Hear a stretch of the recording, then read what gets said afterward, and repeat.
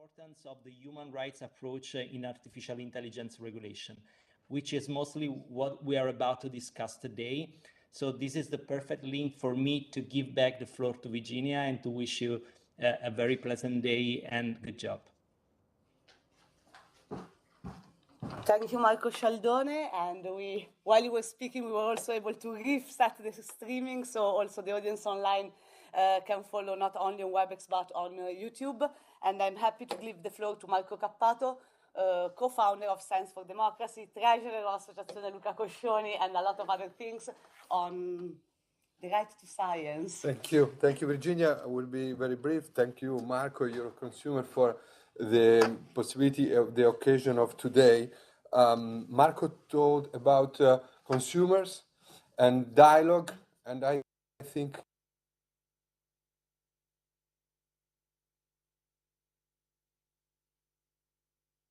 in talking about human rights with artificial intelligence, I think there is a part which is already very much explored, even if solutions should also still be found on protection of privacy and also against bias that artificial intelligence can bring in our lives. But this should not the only angle under which we tackle this issue. This kind of defensive stance. The consumer, the citizen, should be defended against or help to be protected against manipulation or violation of privacy or bias that can manipulate the result of artificial intelligence. This is also, this is very important, but there is another part, a more, I would call it, proactive part, is the idea that, another key word Marco Cialdone used, empowerment. We talked about that with Yasmin yesterday. The citizens should not only be protected and guaranteed, but also empowered in having the possibility of using new technologies, artificial intelligence, in order to activate his or her rights, democratic, civil, and political rights. And a part of human rights is the so-called right to science, is what with Science for Democracy we are dealing with, the Basta here in The Hague in particular, which is the right to enjoy the benefit of science and its application. So not just the idea of protection, which is very important, but a proactive stance of enjoying the benefit of technology. We know that artificial intelligence is based on big data, but nowadays the public speech and also private investment are mainly about consumers' data. But we could have, in our more or less democratic and rule of law based state, we should also have democracy big data about civic participation, about how a citizen can activate himself in order to improve the quality of life. So I think we need to accompany this human rights centered approach, not only with the defensive stance, but also with the proactive stance on how artificial intelligence can empower citizens in activate their civil and political rights. And the occasion of today is a very important occasion to understand how, in a concrete term, we could do that, how we could reinforce this right to science, this right to enjoy the benefits of scientific application, and in this case, in particular, of artificial intelligence. Thank you very much.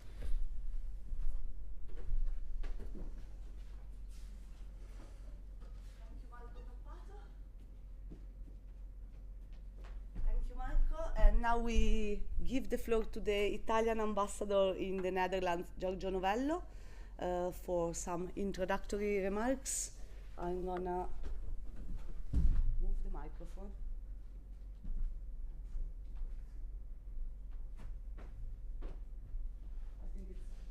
Excellent. I think it's good enough.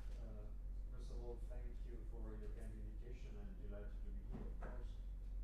You see me sitting on a mobile scooter.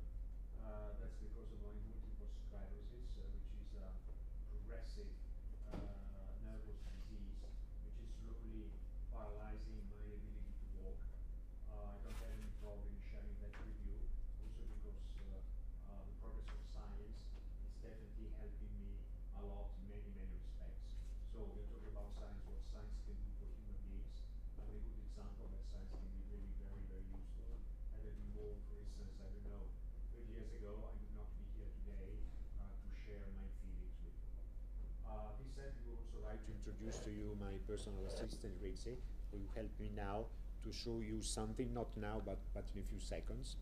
I had prepared a short intervention, of course, a very formal one, saying how delighted I am to be here, so on and so forth, but I threw it away, because after listening to what the two Marcos told, I would rather share with you a few emotions and a few feelings that's maybe more real. And that's also how I try to approach my work. My work is about building bridges between people, persons, and nations, and I think that feelings, sentiments are what is really human in us all. So the first feeling is that we are today in the house of Europe, Huis van Europa. It's a house put at the disposal of people, citizens of the European Union. That's very, very, very important. It's also symbolically very important today. We heard this morning the ghastly news coming from the Russian Federation in this senseless war of aggression against Ukraine. So let us uphold the ideas of our Europe, which has played an incredible role in the lives of everybody in the last 50, 60 years, even in the realm of science. Then I come into my second point. I'm a diplomat, but I also had two other professional experiences. One as a lecturer in international relations at the University of Trieste, and the second one was as senior vice president for an Italian private company producing rockets, launchers to put artificial satellites in orbit. That was a fantastic experience for me. I was not an engineer, of course. I'm a lawyer and economist by training. I was in charge of international relations, and really came thanks to my years spent at this Italian company, the name of which is Avio SPA, based in Rome, very, very close to Rome. So I realized how science directly impacts the lives of everybody. So I was there very busy, working with my colleagues to work on our big rockets to put satellites in orbit. And then those satellites, for instance, send the signal to use the new Italian navigation system, which is progressively replacing the American GPS. The satellites my company put into orbit are useful to, I don't know, to check the level of temperatures. One satellite named Aeolus was the first satellite to monitor the situation of winds around the Earth. They are very useful in agriculture, in management of traffic, the management of the environment. So today there is no clear distinction between the space, the Earth, and the sea, because we live in a sort of continuum brought about precisely by these incredible scientific developments. And there again, the European Union plays an incredible role through the European Space Agency, which is not an institution of the European Union, but it competes with the American NASA as the leading provider of space services. The Netherlands play an important role because the largest operational branch of the European Space Agency is located in Norway, with some 3,000 engineers working there, out of whom, believe it or not, 880 are Italians. And we have here student in engineering at the prestigious Technical University of Delft, who could maybe follow in those footsteps. And the third point is the role of diplomacy in the promotion of science. Yes, I feel it can play an important role. It played an important role, for instance, in setting up the European Space Agency, in setting up also the European Union, in which the programs devoted to science play such an important role. The Right Honourable Marco Cappato, who served for long years in the European Parliament, can bear witness to that. My embassy will have shortly, in a couple of months, a new scientific attaché, a distinguished professor of physics for the University of Pisa, so it will be of invaluable help to continue promoting this specific sector. And now finally, I would like to share with you an anecdote just to underline how quickly things evolve. I've always been fascinated by people speaking different languages communicating between themselves. There are different methods. One is to choose English or another international language. Another one is to gesticulate. Another one to use pictogram and so on. For one, I feel passionately about Esperanto. Anyway, I was also interested in machine translation. So some 20 years ago, the machine translation was really extremely primitive. My beloved Umberto Eco wrote a fantastic essay on the ridiculous results you obtained 20 years ago by trying to introduce automatically some tests. So I forgot about it, and a few years ago, I told my daughter, now I show you something ridiculous, how bad the automatic translations are, because they were still set on the level automatic translations some years before. When I started translating something, the translation was absolutely perfect. So how comes? No, wait a bit. I tried another one, perfect translation. Another one, very good translation. So I realized that in the few years which has passed between my last attempt to translate automatically to the time I wanted to show my daughter what the situation was, the technology had progressed enormously. And I had read a number of articles underlined scientifically that the automatic translation was not possible. And now it is. And that's really extremely helpful in our daily life. So again, I have not shared with you any well-planned speech. I just wanted to share with you my feelings. Again, I feel very passionate about the role of science, and I will continue doing all I can do in my capacity as Italian ambassador in The Hague, also trying to learn from those who know much better than I do, from Marco, for the other Marco, for the organizer of this event, who told me something honestly I did not know. That's the, Rizzi, you can show this, the right to science, enshrined in the United Nations Convention on the Right to Science, something I will carefully study when I go back to my embassy this afternoon. Thank you for bearing with me, and I wish you all the best for this very important day and this very important initiative.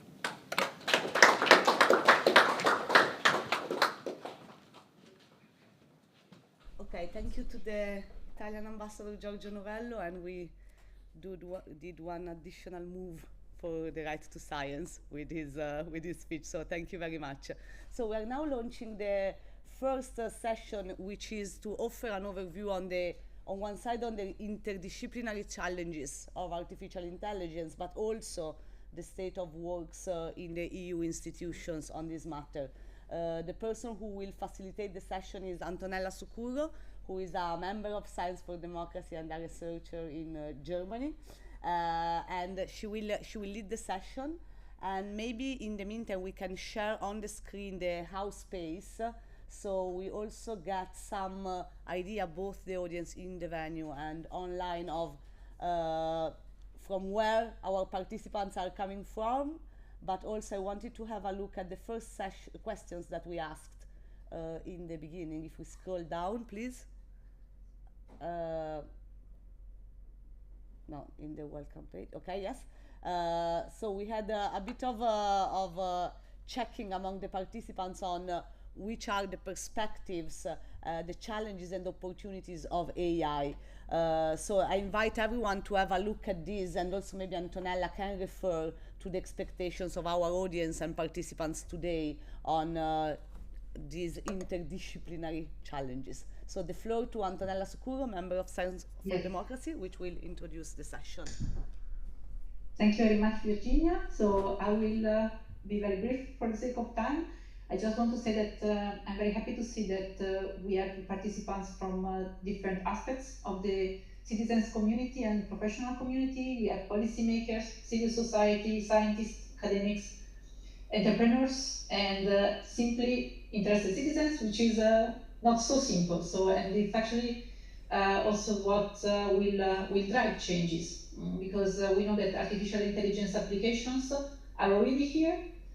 So whether we see directly or not, and I think events like this one are very, very important. So I'm very happy to facilitate this session with 4 outstanding speakers representing different aspects of what goes around artificial intelligence.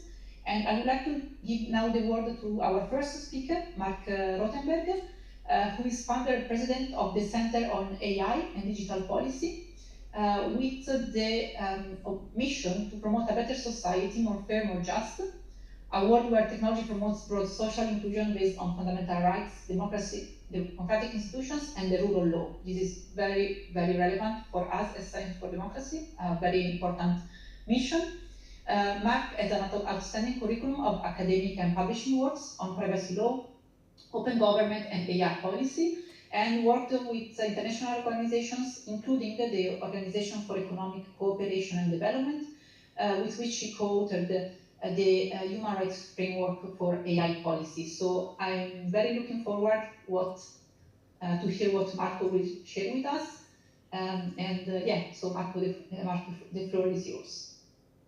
Thank you so much, Antonella, and hello everyone. It's a real honor and pleasure to be with you today. Thank you for your kind invitation. I also wanted to note my work with Marco Cappato actually goes back many years. I remember, I think it was more than 20 years ago, when Marco first raised questions regarding the practice of data retention, which was telephone companies storing the personal data of consumers for subsequent use by law enforcement. And it was a very effective campaign that he launched at the time, and I was thinking about it not only when I received the kind invitation to this conference, but also yesterday, in fact, because there was a very good decision from the Court of Justice effectively striking down the German data retention law on human rights grounds.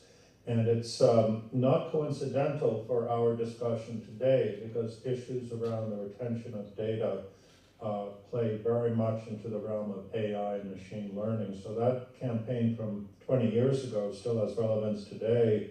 I also wanted to say a word for my friend Ella Jakubowska with the EDRI, who has launched a very successful campaign with other NGOs in the EU called Reclaim Your Face. And that campaign has resulted in a broad-based movement around AI policy to try to limit the deployment of AI systems that would violate human rights. So it really is a pleasure to be with you today. And I'm going to say a few words about the creation of our organization, the theme of your conference, and also perhaps to add a couple of words of advice. We established the Center for AI and Digital Policy to create a voice, a civil society voice, a public interest voice in the rapidly evolving world of AI policy. Of course, there are important human rights issues, and I think you are right to take as your conference theme that when we think of AI, it's not sufficient to think only of human-centric, but it's humans who participate in the political state, who have rights and claims and the ability to assert those claims through democratic institutions that should always be in the back of our mind as we approach new technologies and try to understand how best to respond. And I also agree, by the way, with Marco's comments about the need to be proactive with regard to new technologies and not simply defensive. There are many ways in which these techniques can be used to promote greater transparency and greater accountability. But it's much, like the use, let's say, of a telescope or magnifying glass. The question is really, who are we looking at and who's doing the looking? And I would say today that it is most of us who are under observation by AI systems that make judgments about us. And we certainly have the right to ask questions about the fairness and transparency of those decisions.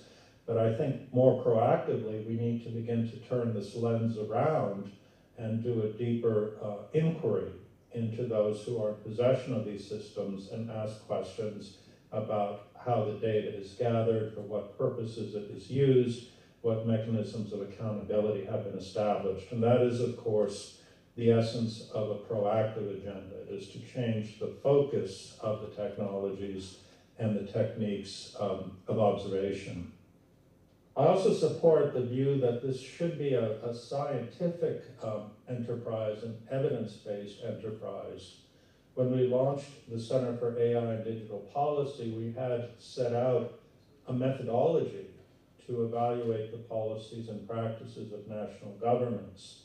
And I wrote several years ago that if we look at the big pile of policy papers on AI ethics, it may not tell us necessarily what's happening in the real world.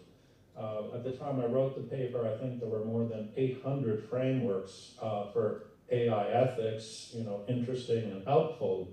But we actually began the work of creating measurement techniques. We asked questions such as, has a country endorsed the Universal Declaration for Human Rights, and then has it implemented the Universal Declaration? And we looked at measures for transparency and meaningful public participation, and whether a country was prepared to draw red lines around certain AI practices. And through these 12 key questions, we were able to rate and rank 50 countries, which both gave us the ability in the current moment to do a comparative analysis and say this country's practices appear to be better than in other countries, but also to do a longitudinal analysis so that we could see over time changes that were taking place, both positive and negative. And I think the ability to join scientific techniques in the gathering of evidence in support of outcomes is actually one of the key methods for effective advocacy and effective engagement in the realm of AI policy. As I said, there are just an endless number of frameworks. It is time to assess what countries are doing in practice. The other thing I wanted to note is that the law continues to be a very inspirational realm to think about how we place AI technology in our democratic societies. And although I'm proud of the privacy traditions in the United States and was involved in the drafting of some of the early privacy laws, I am frankly a bit disappointed that we haven't done more in the US to update our privacy laws in response to new technologies. I think many of you are familiar perhaps with the current debates regarding the replacement to Privacy Shield and the possibility that we may have a Schrems III decision if the US doesn't develop adequate basis for the processing of the data of Europeans, which I certainly hope we will do. That's a very real issue and an issue that needs to be resolved. But looking ahead, while the US tries to sort out what it's going to do with data protection and privacy, many of the European political institutions in the Court of Justice have called attention to the increasingly significant need to assess the use of AI technologies in our democratic societies. And I want to take just one moment and then close by talking about an opinion from the Court of Justice this summer. I was absolutely fascinated by. It concerned the PNR directive and the gathering of data on travelers to assess their potential risks to public safety. And I know that many of the NGOs and academics that participated in that case were disappointed that the Court of Justice did not say clearly that the PNR directive was a violation of fundamental rights. That had been their expectation, and I respect that. But at the same time, in the course of this opinion, looking at the PNR directive, I was struck by this very interesting insight. Because the court, you see, said, as we think about the relationship between machine learning and fundamental rights, we actually have to answer the question, is the use of opaque decision-making systems compatible with fundamental rights? And the court allowed the PNR directive to stand in effect because the criteria was known in advance, it could be modified by a human operator, and it was transparent. But the court also said that if this were a self-learning technique, a machine learning technique, which looked at a lot of data, and by way of example said people of this nationality or this age or this gender are more likely to be a threat to public safety, such a system would not be permissible.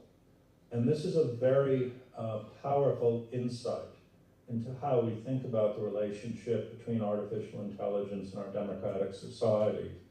And my last word of advice then, following from this decision, is to suggest that we push back a little bit against some of the predicates that oftentimes frame this debate.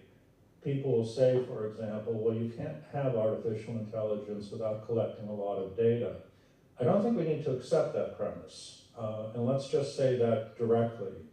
There are a lot of AI systems that don't require a lot of data. There are sampling techniques, there are federated techniques, and there are also many leaders in the field of AI who are most expert, like Professor Stuart Russell, who have warned about the over-collection of data, particularly personal data, and the risks that may come about.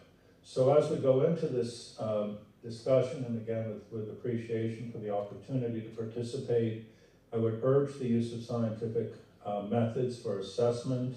I would suggest that we think about the use of technology always in the context of democratic society, that we be proactive, as others have said, and that we look closely at some of the arguments made on the other side. I think it is this data imperative that poses one of the biggest challenges to the protection of fundamental rights. So thank you again very much for the opportunity to be with you today. Thank you very much, Marc. So absolutely, this thing about collecting data, I mean, there is a huge field of research also on producing synthetic data. So you can have a lot of data without any risk to privacy because it's generated data. So for sure, we are pushing these directions. And I guess that, I don't know if you want to answer now or we bring the discussion to towards the end of the session, but a question also that comes from the house space, it's also the challenge of how fast can we move with the regulations, and also regarding the proactive role of consumers and citizens. Of course, when we talk about AI, there are technical, there is very technical knowledge that sometimes it's difficult to explain. So these are all various challenges that organizations that will defend the like citizens' rights in AI applications have to take into account. So you have to be able to explain and make citizens able to participate, really also filling this knowledge gap. So I don't know if, Marc, you want to briefly address these challenges, or maybe we do a last round?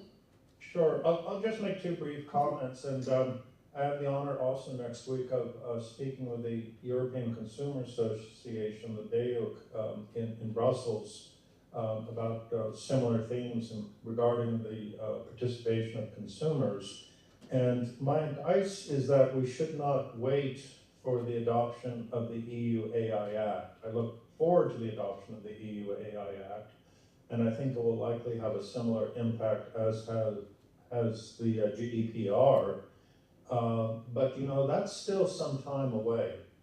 And in the immediate moment, we need to talk about some of the basic norms for the protection of rights, and we need to look at some of the policy instruments that have already been established. And they include, for example, the OECD AI principles, or the Universal Guidelines for AI, or a very thoughtful proposal and adopted by the UNESCO member nations, which is the UNESCO recommendation on AI.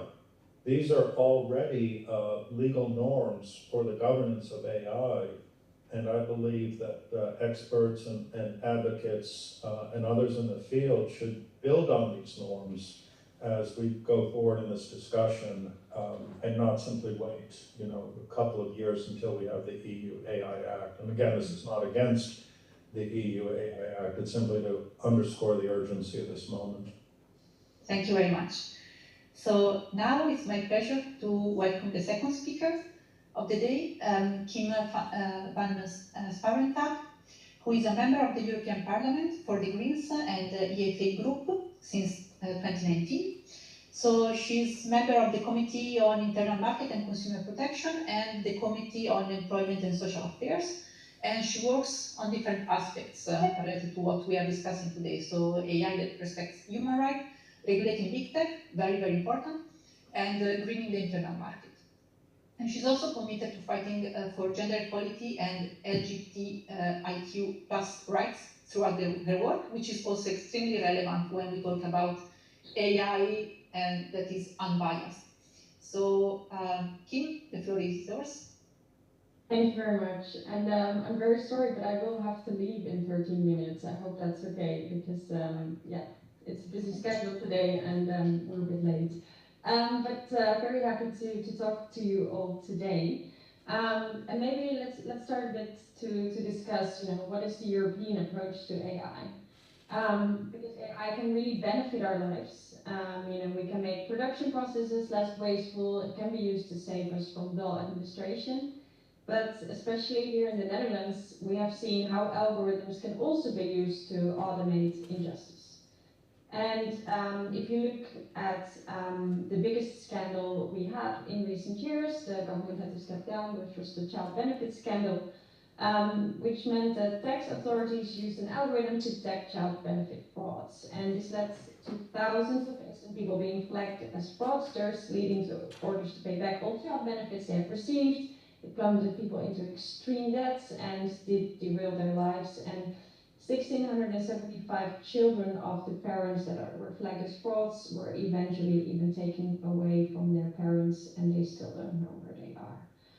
So the Netherlands is pretty aware of the potential harms that automation of decision-making entails, and that's why we cannot blindly use and rely on these systems without looking at potential impacts. And I'm very glad that the EU is regulating the use of these technologies. And as I think Marc just said, the EU is really planning on being a standard setter like the GDPR, like on product safety. And we also hope that on this topic, other countries will follow.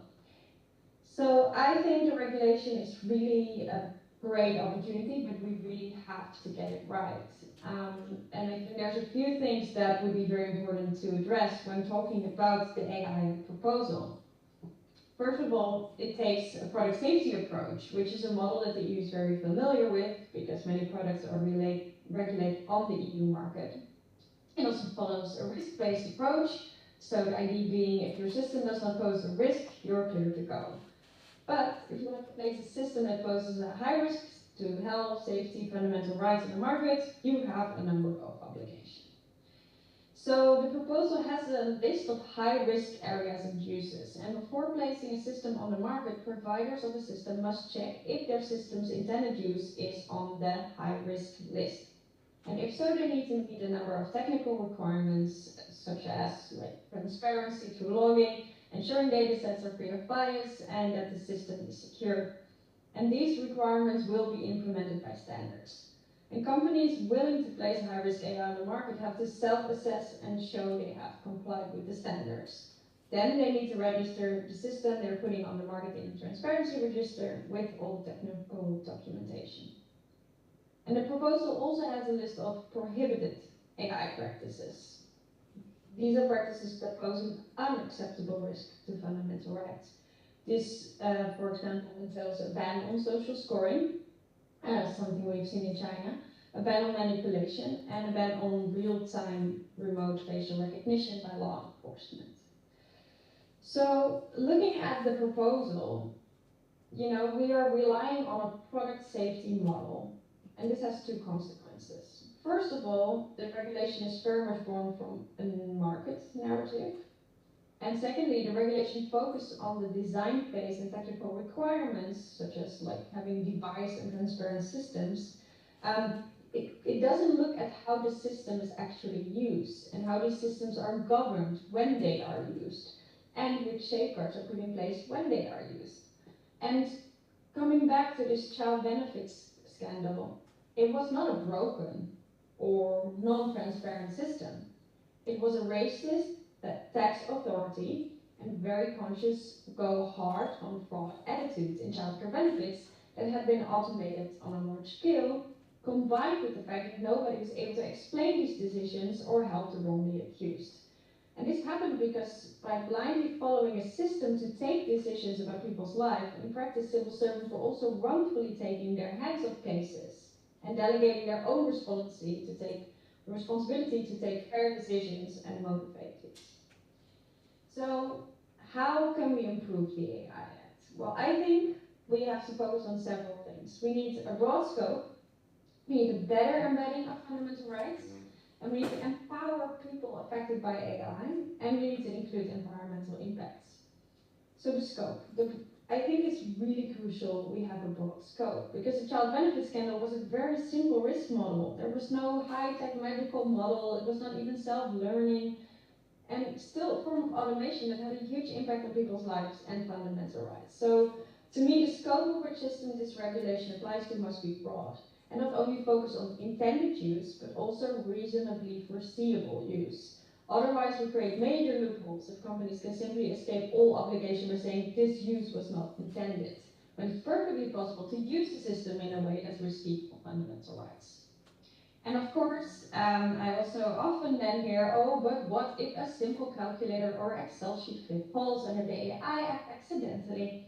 But I think this is really a word that is unjustified, because as your system only falls under the requirements if you can do something with it that is in the very specific list of high-risk uses, such as evaluating creditworthiness or verifying travel documents.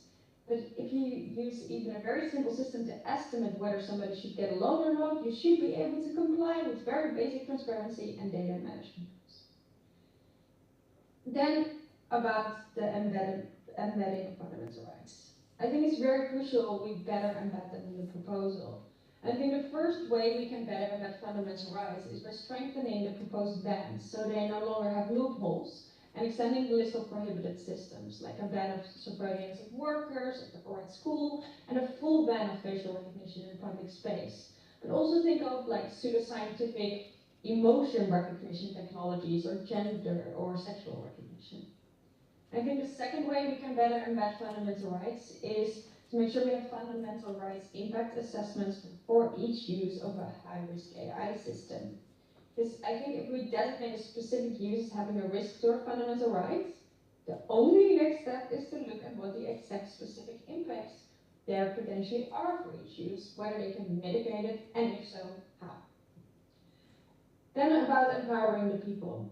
I think it's very important that we make sure that blindly following a system to take decisions about people's life.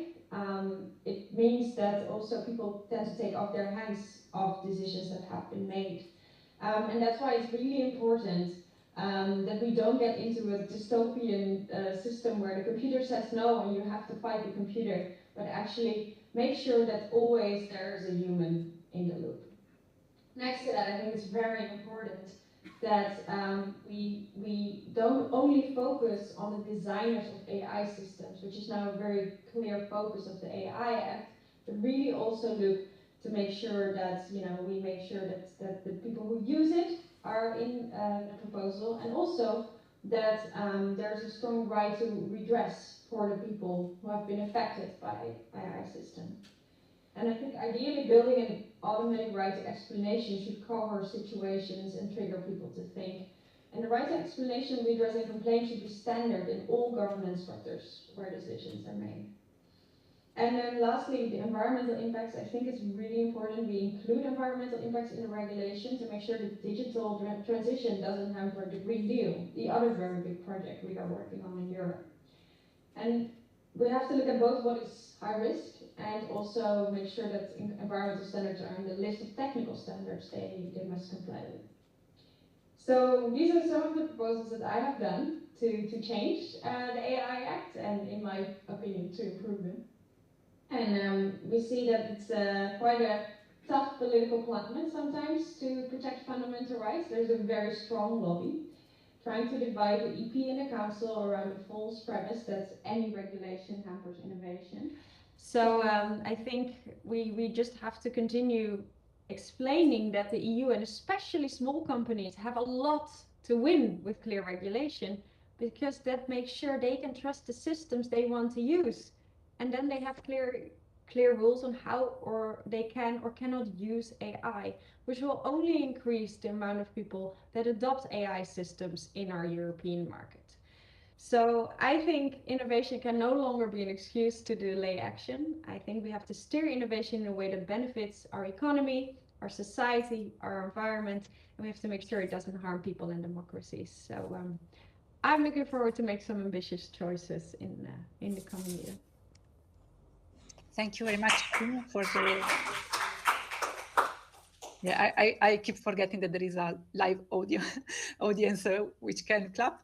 Thank you very much for the topics that you brought and for your work. This is incredibly important.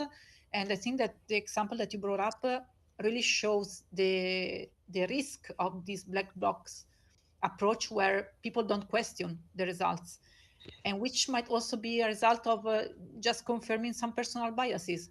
Why the employees didn't doubt the results of the algorithm trying to take away like 2,000 kids, because they thought that it's reasonable that there are 2,000 frauders. So it's really, I think this is really pointing to the need of training and education of the people that even if they don't develop the system, they use it. So everything that you are working on is extremely relevant. So thank you very much for your work, and sorry for the delay in the set, but it was great to still have you for this time. All right, so now, everyone, please be proactive on the house space to collect your questions for the speakers. And now we move forward with the next speaker, who is Kai Zenner, who is head of the Office and Digital Policy Advisor for Alex Voss, member of the European Parliament for the European People's Party Group, the European Parliament. He is a digital enthusiast focused on emerging technologies, data sharing, and EU digital transition. And he's currently involved in political negotiations on the AI Act, the upcoming AI Liability Directive, the e-privacy regulation, and potential GDPR revision. So, Kai, the floor is yours. Yeah, thank you very much. And yeah, I can support basically most of the points that Kim was raising before, and especially the last comment is, I think, providing a very good link to what I wanted to say. So compared to a lot of other political, let's say, highly debatable issues that we have in Brussels, I would say the AI Act is in this kind really unique because we really managed to have a very good cooperation on technical level and also on political level. So Irina is the next speaker from the Commission, us in the Parliament, the Council, but also a lot of stakeholders. I think we really share very similar or even the same goals that we want to achieve in the end. So, for example, the scandal in the Netherlands was already raised, and of course we all agree that those things should not happen again. We have, of course, like always in politics, different means, different strategies, maybe also different interpretations, but nevertheless, it's really important that we agree on where our objectives are, how they are looking like, and so on. And therefore, well, when we started working on AI in our legal committee, where my boss is also member, I think back then in 2014, I think it was, there were really two camps which were not really talking and understanding to each other. One camp, and it was already raised, just underlining AI is a huge positive development. There are a lot of things that it could be improving, and kind of neglecting any potential risk and just focusing on innovation and having the goal not to hamper innovation at all costs. And the second camp was really seeing AI just as something negative, something that really posed a threat to humanity, to fundamental rights, and so on. And again, those two camps were really not able to understand each other. And I think there, we as European Parliament, and therefore I really liked what Kim was saying at the very beginning, I think there was finally some progress in the debates, because now, the political group where I'm working, the EPP, and also other groups from this kind of camp, we also understood now more and more that there are indeed significant risks that need to be addressed. And the Greens, Social Democrats, and so on, they are also understood that there are indeed several great improvements. For example, AI, it was also mentioned at the beginning, could be used, for example, to reduce our energy consumption, dependency on Russian gas, and so on, through smart grid technologies, or reducing traffic jams, connected cars, and so on and so on. So also now with supply chain issues, AI could be used to identify certain problems very early. And therefore, again, I think we are on a good track, and we as Parliament will definitely be able to find an agreement, potentially a cross-party agreement in the end. And again, at least on working level, the cooperation with the Council and the Commission is also working very well. And therefore, I think also later in the trialogue, we will find a good balanced solution, which is neither hampering innovation, but at the same time really improving protection of fundamental rights. After the small introductory comment, quickly, I would like to focus on three main issues where we as EPP still see some risks for first, really, let's say, working fundamental rights protection, but at the same time also a risk that we may be over-regulating, or maybe, putting something in law which is not really necessary. And those 3 points would be the scope, which was already mentioned a little bit, the value chain, and coherence.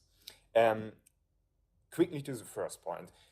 And there is still, let's say, some disagreement in the Parliament, and on that point there are still two camps, but again, I think we will manage to strike a balance and find a compromise.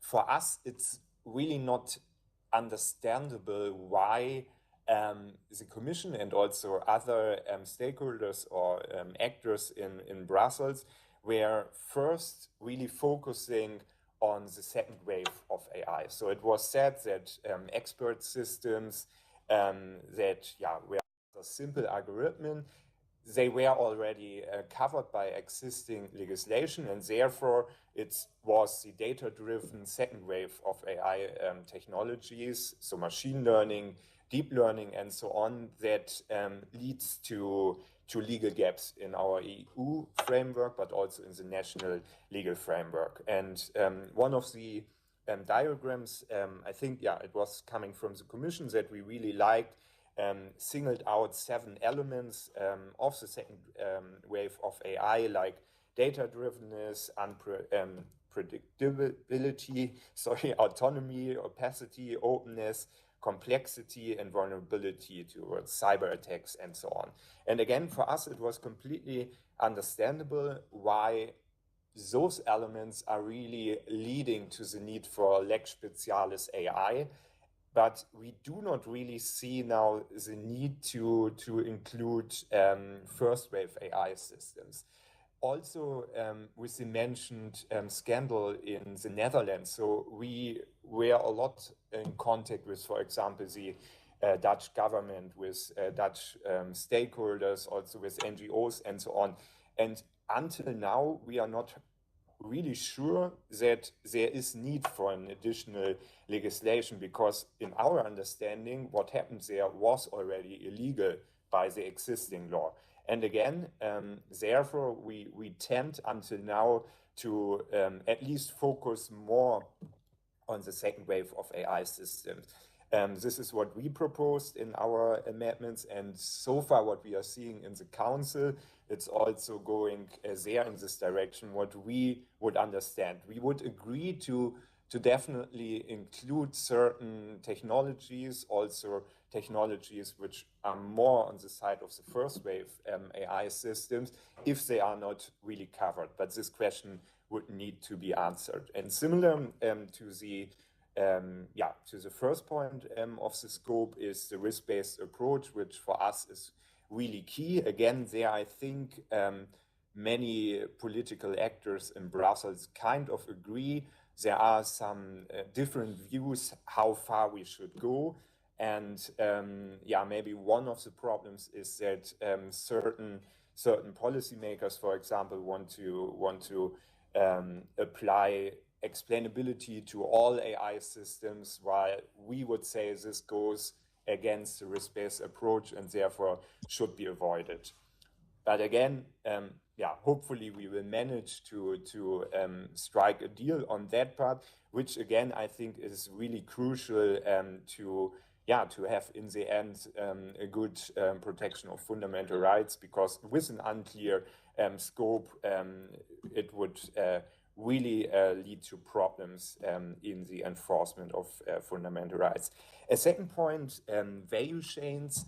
I think there, again, Irina and the team in the Commission did a really good job in our eyes, and there are a lot of good things. On value chain issues, I think we all agree that there is maybe some room of improvement. In Brussels, there's a lot of talk about a kind of buzzwords, so general purpose AI systems or foundation models and so on.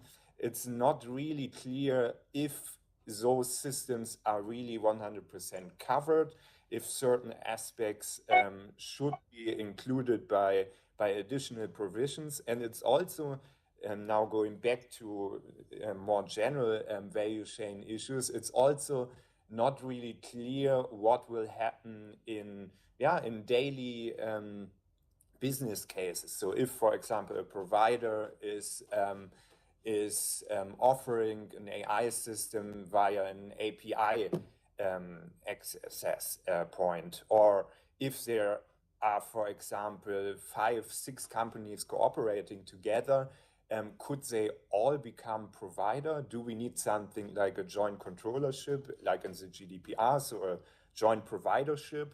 Do we maybe need to force also companies to work together? So let's say upstream companies, often big companies like Microsoft and so on, maybe they do not really like to share certain information, for example, on data sets, and downstream providers would then have problems to 100% comply with the AI obligations. So I think on that part, we really need to clarify which actor in the value chain needs to do what, if they need to work together, how they need to work together, and so on and so on. On that part, as I said, I have a very good feeling that we have very good cooperation among us all, we will find there definitely a good solution that is really then fitting to the daily practice. And maybe a last point, which is really important for one of the things that Kim was raising, like redress, like the individual complaint rights, and so on, is the coherence. So I was speaking already about legal coherence. So there should not be overlaps, for example, with the GDPR, with the privacy DSA Platform Work Directive, NIS2. There is currently, at least in our reading, still some potential overlaps, also due to the amendments that were tabled in the parliament. Maybe certain things are now in that are already regulated in other texts, and there we really need to make sure on a technical level that the AI Act is not contradicting with other existing legislation, because again, this would make it also much harder for consumers, for citizens to get their right. And in the end, those legal uncertainty is always benefiting companies like KPMG, Deloitte, Freshfields, and so on, who make money based on legal uncertainty. And this, I think, is something we all want to avoid. And maybe even more important now, really coming to the issue of giving the citizens the right to make a complaint and so on, is to further specify and fix certain problems on the enforcement or government level. There, at least under our reading, maybe certain problems that are now happening all the time with the GDPR when it comes to enforcement could repeat itself again. So speaking about certain DPAs which are unwilling to enforce against big multinational companies which are sitting in such member states, those is something that, again, across parties we want to avoid, which could mean that we really need to strengthen the AI board to harmonize the enforcement mechanism, and maybe also transfer some national competences on the European level. And I think only then, if we are agreeing, and I think there is a majority, again, cross-party majority, and also majority in the council for adding the citizen to the AI Act, which is so far just often mentioned, but as a citizen didn't receive any explicit rights. So again, no right for complaint or something similar. If we are adding that, it will really only work if there's a strong enforcement and governance mechanism.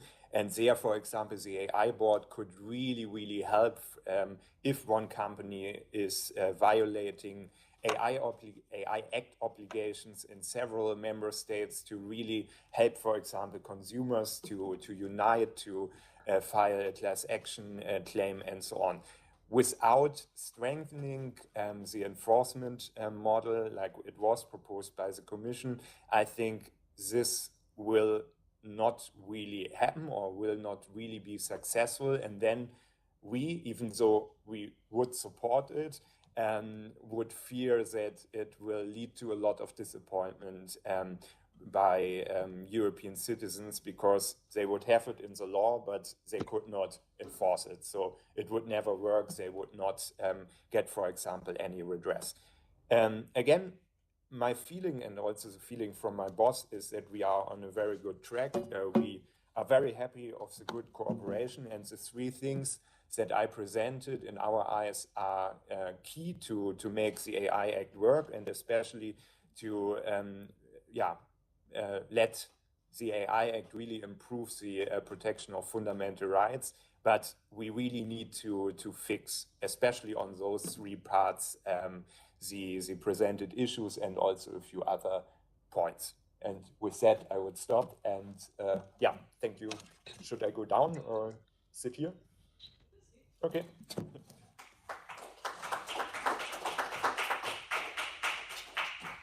Thanks a lot, Kai, for sharing your work on some, I would say, uncharted territory, because I understand that the EU is really the first country to implement this kind of legislation framework. So it's like the GDPR led the way, and other countries will hopefully have to follow. But now, for the sake of time, I would like to give the word to our last speaker of the day, Irina Orssich. who is working for the European Commission at the Directorate General for Communications Network, Content and Technology. She's head of sector for artificial intelligence policy, and her responsibilities include regulatory and socioeconomic aspects of artificial intelligence. And Irina, now the floor is yours. Good morning, everybody. I hope you can hear me well. Yes, okay, I'm delighted. So yes, thanks a lot. Good morning. We already heard a lot about the AI Act, and actually what I'm doing in the European Commission is dealing with the AI Act. So a lot was said. Kim gave a brilliant presentation, which I think takes a bit away or makes you gain time I would have otherwise used. So I will make a few general points, and then I will talk a bit more about biometrics. So on the general points, so by now you will all know that the European Commission in April last year had proposed the AI Act. And what is important that it does not come alone. But the same day, we also proposed a review of the so-called coordinated plan. This is a package of measures the European Commission and the member states together are taking to support artificial intelligence. And here you will find a lot of measures, for example, on supporting research.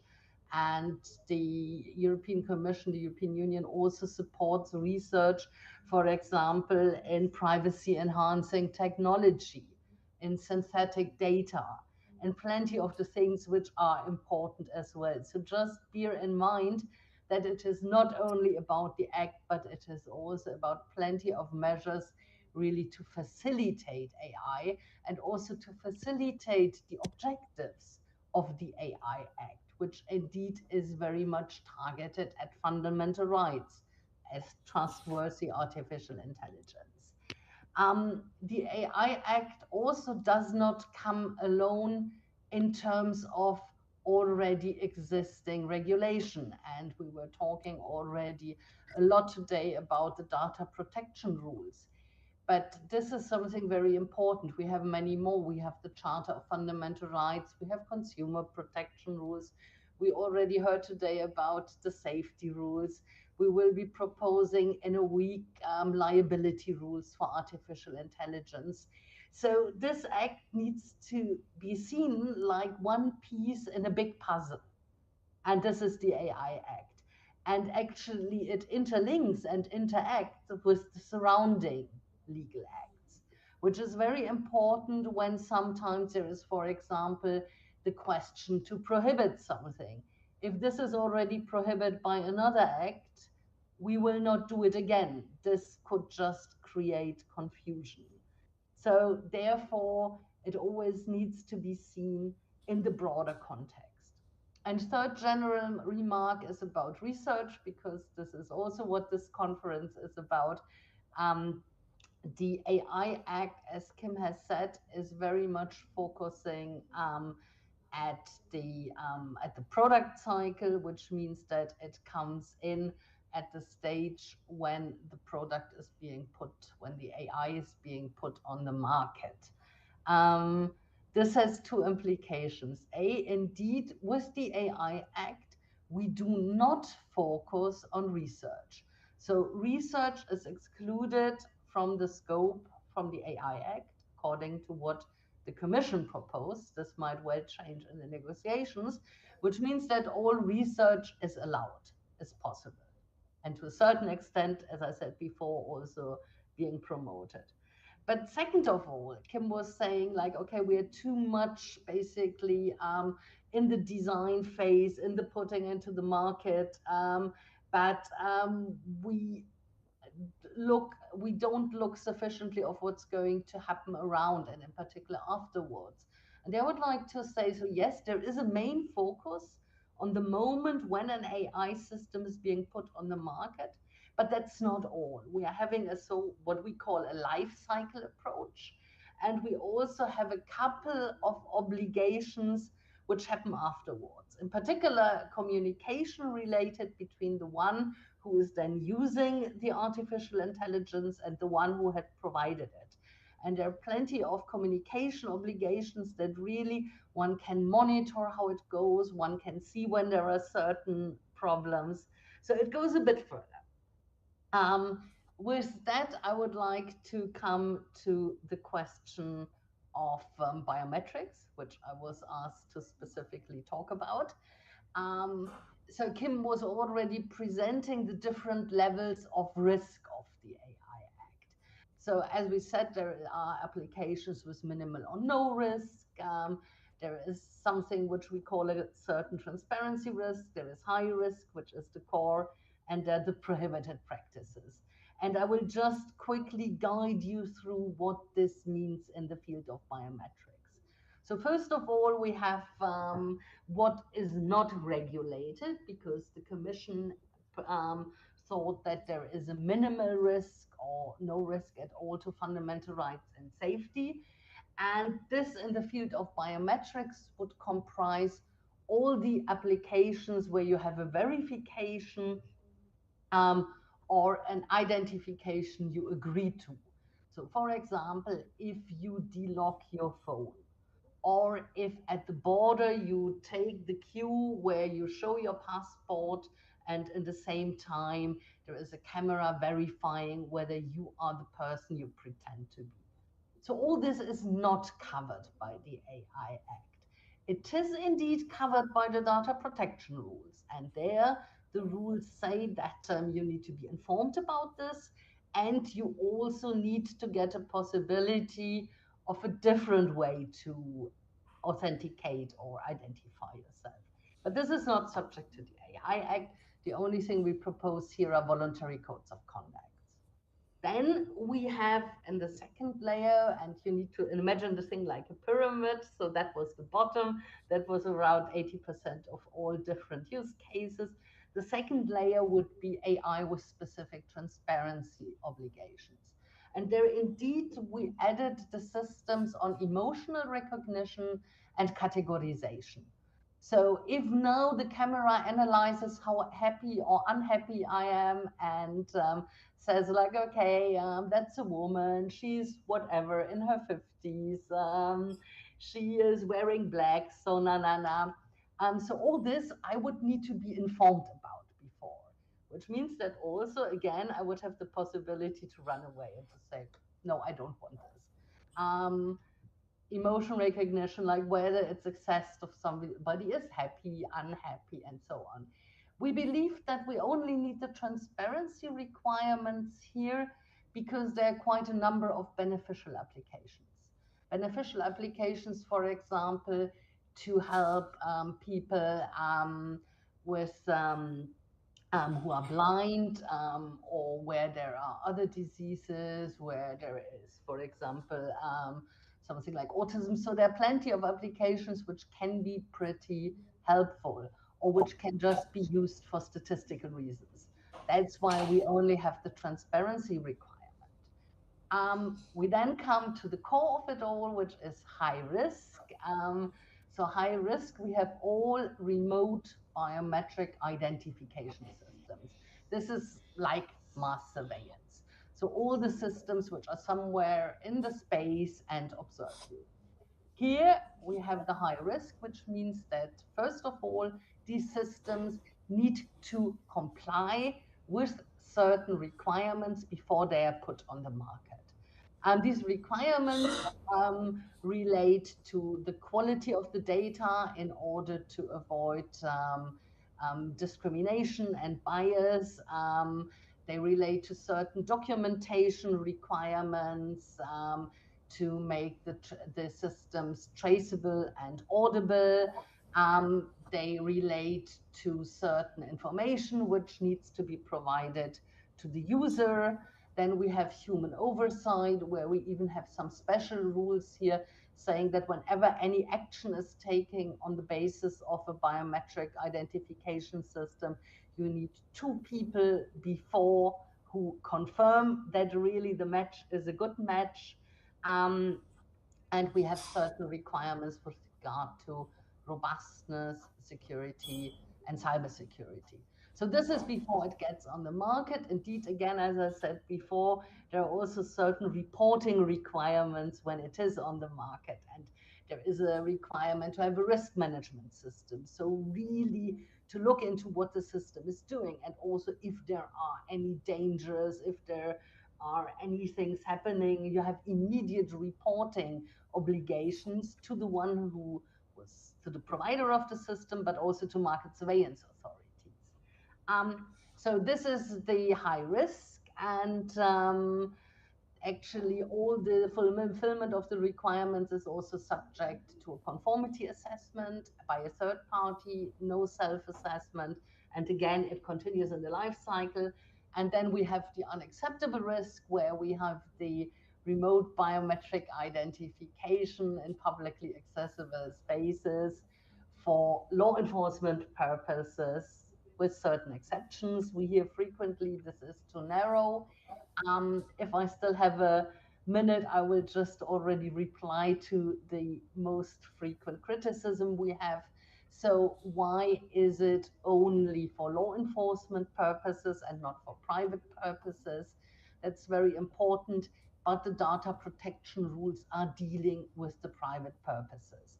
And for example, in Germany, there was a press release yesterday, or I think it was yesterday or today, about the Amazon Ring system. You might know that this is the system you can install in your houses with cameras to make it secure. And apparently in Germany, like in the US, owners of the system, private owners, were giving data to the police.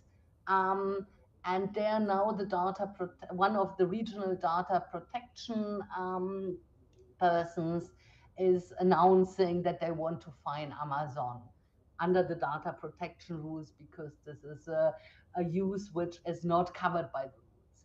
So this is why we are not using this. There was another case by a Spanish supermarket who installed cameras, and there also the Spanish data protection authority said, no, you can't do this. And there was a fine to be paid. So this is why we don't cover the private. And the other question we always get is, why do we only cover real time? So the live facial recognition or biometric identification and not post-processing? And the answer is that there is already a lot of national law in place, in particular police laws, that this is something which is done on a very frequent basis. And we didn't feel that the AI Act is the place to regulate, like under which conditions you can put a camera on, which at the end of the day is the question we have to ask ourselves here. So this is why we haven't prohibited it, but all this indeed is covered by the high-risk applications. And with that, I would like to thank you very much. Thank you very much, Irina. So first of all, I would like to thank all the speakers of this morning, and picking a few questions and ideas from the house space. I think that one big concern for people is also like who will be actually implementing the rules, like checking that the rules are followed. So this is probably some like difficult to implement. And then there was one comment about the unregulated research, which as Science for Democracy, we really are for like a completely free research. But at the same time, what comes to mind are very ugly sectors of research like eugenetics. So every now and then comes out some studies on genetics traits that classify people in certain sectors, which is highly racist or very like not accounting for other explanations. So, and this is published research. So maybe I will just now give back the floor to Virginia for the conclusions, but I wanted to, if there is time for discussion, just bring these 2 points from the house space. But again, thanks a lot to the speakers and to the organizers.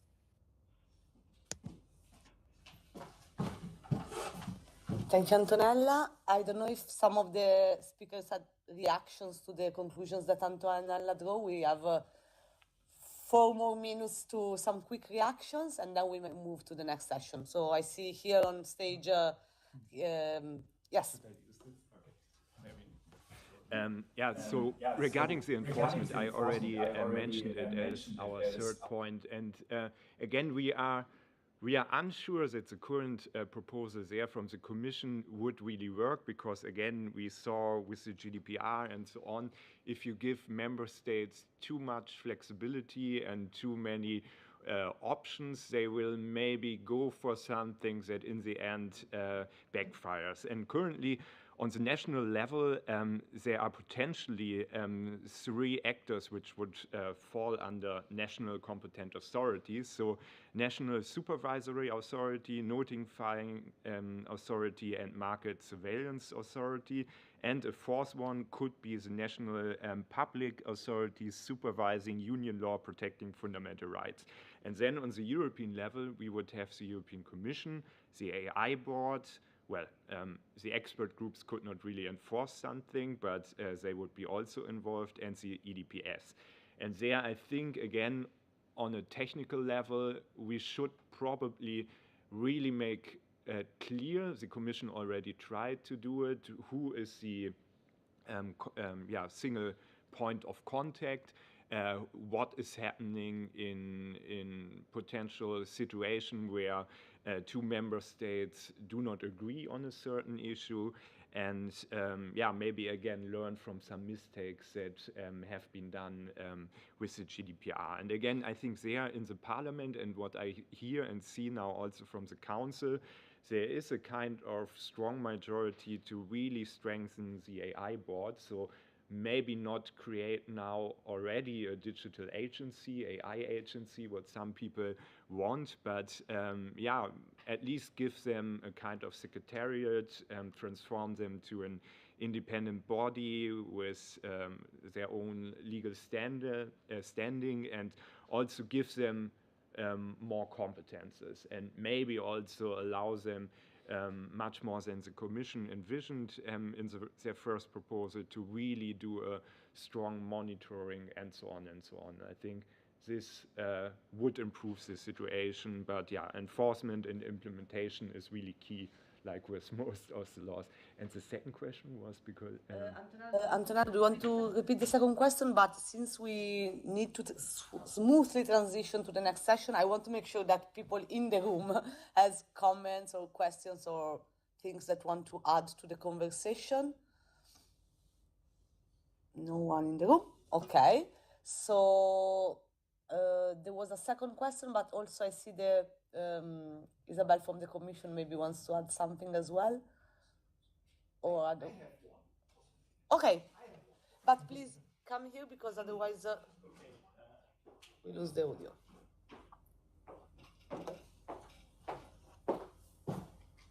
And introduce yourself, please. Yeah, I will introduce myself. My name is Klaus Heine, and I'm a professor at Erasmus University, Rotterdam. And since a couple of years, I'm doing broadly digital governance.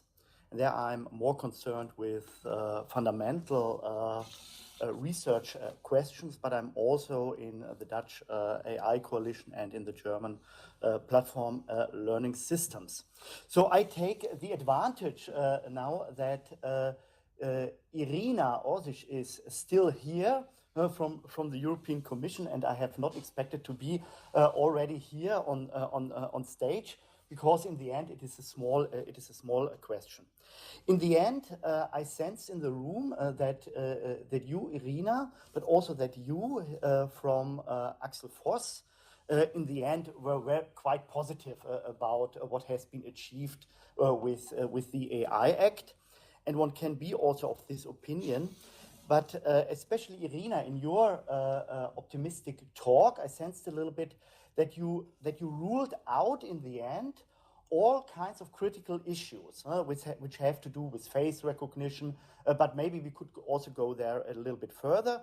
And you said also, yeah, we are regulating this in different compartments of the law. Either it is already solved, or yeah. And now the question comes a little bit, or we have already wonderful national or local police laws in place. And if we would try to tackle this, now it's my interpretation, this in the AI Act, for sure we would never get this AI Act through. Neither through the Commission nor through the Parliament. Game over. And so far my question is then, and I hope you can answer or try to answer it a little bit at least, in how far is the AI Act ambitious enough in the end? It is managing something in a sector regulation, obviously, and that is for sure, I coincide that this is a good job, but the things which should have been achieved, especially in this forum, from a human rights and democracy perspective, maybe it is not achieved at all. And with that, I'm now leaving very quickly again this stage. But luckily enough, you're only virtually in the room and cannot punish me. Okay, can I? Shall I? But you were called on this, so I guess you should. We have 3 minutes, so maybe 1 minute for you and 1 minute for the other speakers. So quick reactions, but there is an open platform, so you can also add and integrate on that if you want. Please. Yeah. So first, I would like to quickly clarify one thing where I believe there is a misunderstanding. I didn't want to rule out critical issues. I just wanted to explain why the Commission proposed what it did propose. So I was talking about our proposal and why we did certain things. Second of all, is it ambitious enough? I think it is ambitious, yes, and I think it is realistic. And in the process of doing the act, we were talking, basically following a public consultation, to a lot of people dealing with fundamental rights and a lot of people dealing with security issues and other questions. And I think at the end, we were really striking a compromise between different needs, different interests, between fundamental rights and innovation and security. And I think that was the objective, and I think on that one we succeeded. And in that, I believe, yes, we are ambitious enough. Thanks. Thank you very much. Really 1 minute. Yeah. Well, I basically agree to with what Irina was saying. Again, I think you also responded or replied to your own question a little bit in the first, your first statement, because the Commission really always have to strike a good balance, like Irina was saying. And we have here the Council, which would never accept certain things from happening or being included in the proposal. And of course, we have then often the Parliament who is asking for much more. And a similar issue could now be observed with the AI Liability Directive, which will be proposed next week, where the Parliament wanted to have a strict liability system. It was coming from our office and again from the legal committee, while the Council didn't want to have anything, basically. And now the Commission again tried to come forward with something in the middle, so only fault-based regime and some improvements, smaller improvements there. And again, coming back to the AI Act, I think the Commission did there a good thing. And again, what I also mentioned in my first and in my third point of the presentation, there is this huge risk of legal overlaps, which in the end do not help anyone. And what Irina was saying, the GDPR, for example, is covering a lot of those points that have been raised in the AI discussions in the Parliament and so on. And yeah, then why should we include them? Again, it would just lead to a big question mark. What is lex specialis? What is lex generalis? What is happening if different definitions are being used, and so on? So again, I would say the Commission on that part did a good job, and now it's basically on us in the Parliament and the Council, which unfortunately do not do any impact assessments based on what we are tabling and proposing, to really make sure that what we want to add, maybe also towards your question, really fits and do not create legal problems or is not based on any evidence. Thank you very much. So I think it's the perfect conclusion to the session, because we tabled the issues, we saw how the different EU institutions are working on that. It is the perfect opening scene for our next session, which will be led by Gaia Taffoni, teaching assistant at European University Institute and member of Science for Democracy, and Ella Jakubowska, policy advisor at European Digital Rights, EDRI, and the coordinator of the European Citizen Initiative Reclaim Your Face. Basically, what we will do in the session is to see how policy making around artificial intelligence can be carried on by citizens, organizations, and groups. I'll let Gaia to introduce the session, and in the meantime, I ask Marie to share 1 second the house space. So as Gaia sets up, we explain one moment what is happening in our hybrid experience, because it's helpful. Can we share the screen?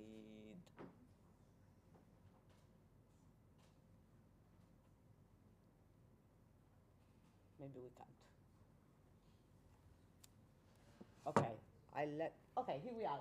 So if we scroll down, we will see what we did in the first session. So all the comments and everything that gets right into house space populates this amazing word cloud, which is one of the functions of the platform. We have others that we will use in the final sessions. So I encourage everyone to write comments, also afterthoughts of the session that we had, because this type of mechanism, this is only one example, will help us to draw better final takeaways at the end of the day. So I encourage the online audience, offline audience, WebEx, YouTube, to engage in the different sessions so that we have better materials for the roundtable in the afternoon and the conclusions. Now I leave the floor to Gaia. Okay, thank you, Virginia. And so for the sake of time, it's going to be very, very short introduction. And it's really pleasure for me to introduce Ella Jakubowska. So as Virginia said already, she's a campaign officer and policy analyst working at EDRI and also Reclaim Your Face. So this session will be fiction and reality. So we'll start with reality with Ella first. She will be talking about their experience and with facial recognition technologies first, and also fundamental rights. And then I will introduce you briefly to this project with Science for Democracy, which is called PCube, where we designed games for public policy, and specifically the game on facial recognition technology. So it's going, of course, it's fiction, but it's based also on the work of Ella and Reclaim Your Face. So I leave the floor to Ella, and then I will follow your presentation. Thanks. Thank you so much. Good afternoon, everyone, or I guess good morning to a couple of people in other time zones still. I just want to check that you're hearing me correctly and you're seeing my slides, but is that working? Perfect, yeah. Great, okay, okay, fantastic. So yeah, just quickly to kick off, I'll just say thank you so much for having me today. I'm delighted to be involved in this event, and I really wish I could be there in person, but I have an in-person event here in Brussels that I will be running to afterwards. So I'm with you in spirit. And I want to just kind of start by saying thank you for the really interesting panel debate that's just happened, and I'm hoping I can build on that a little bit as I go through outlining our reality around facial recognition and biometric mass surveillance. And also, because we've flipped the order of this session, I just want to kind of start off then by saying congrats to Gaia and the team on the P-Cube project. I think it's super exciting and important, and I'm looking forward to all of us being able to learn a little bit more about it. So jumping straight into everything, as has already been said, I'm Ella. I work at EDRI, European Digital Rights. We are a network of 57 now digital rights and kind of broader human rights groups from across Europe and beyond, working to protect people's human rights as they relate to digital data, digitalization. So really kind of a very broad scope of things on which we work and that we do. And one of the many ways that we have been working in recent years to protect people's rights is through the Reclaim Your Face campaign, where we have called to ban biometric mass surveillance. And I will get into exactly what we mean by that, how it fits, especially some of the things that Irina has shared about the AI Act and biometrics, and also one of the campaign tools that we've used to mobilize people around what we're trying to achieve through our advocacy, and also that will kind of form the basis of the P-Cube game. European Citizens Initiative. Just before we even jump into that, in case anyone's not familiar with a European Citizens Initiative, in our experience, they're not super well known always throughout the EU. So an ECI, European Citizens Initiative, is the only tool that is put at the direct disposal of EU citizens to be able to contribute to the legislative process. Of course, our governments represent us through the EU Council, and we have our elected representatives in the European Parliament. But through an ECI, the idea is that we, the people, get to really clearly intervene in the laws that are going to affect our entire lives. So for EDRI, and thinking about the topic of facial recognition and biometrics, we thought that an ECI would be a really great tool to help us intervene in that legislative process. And it was something super new for us, and something that, we wanted to experiment with and see if it could help us with our work. Typically, the digital rights space has been somewhat contained to people who already understand why privacy and data protection are so important. A lot of the techies that have been in this space for decades, some of them. And we thought an ECI would be a really good way to engage a much broader range of people in these really important policy topics. Sometimes I think we can all feel like EU processes, EU laws can feel quite far away. And so it is really important that we have these ways to connect to things that do affect our lives. So that's kind of why I want to make my first point about these ECIs, that they are a super powerful but also underutilized tool. I know that some independent research that was conducted by Science for Democracy and some other partners did show that actually very few people know what an ECI actually is, let alone their rights to be able to participate in one. And so if this is the way that we're supposed to make our voices heard in the legislative process, I think it shows there's a journey for all of us to make sure that people actually do know that they have a right to participate in an ECI. But one of the things that drew us to an ECI, and maybe a key bit of information that I've missed is exactly what it is. I kind of tend to describe an ECI as halfway between signing a petition and voting in an election. It's not quite as directly applicable as voting in an election, but it's got a lot of formal responsibilities and power.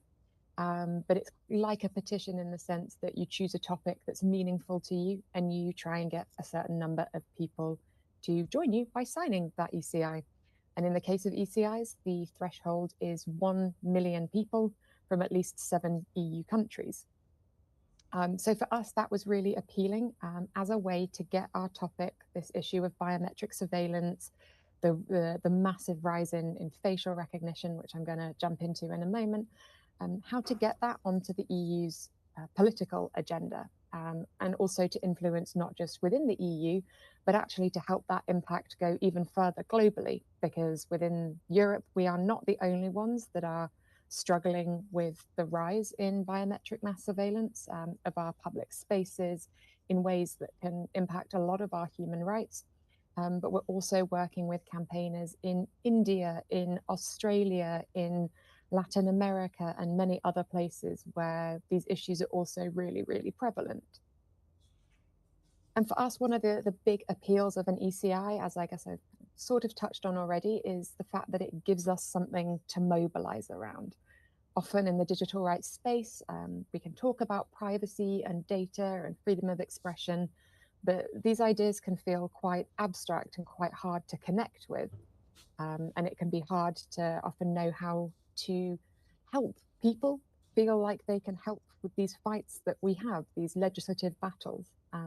And so the ECI really appealed to us as a way to show people that there are things you can do to make a positive difference. There are ways you can have your voice heard.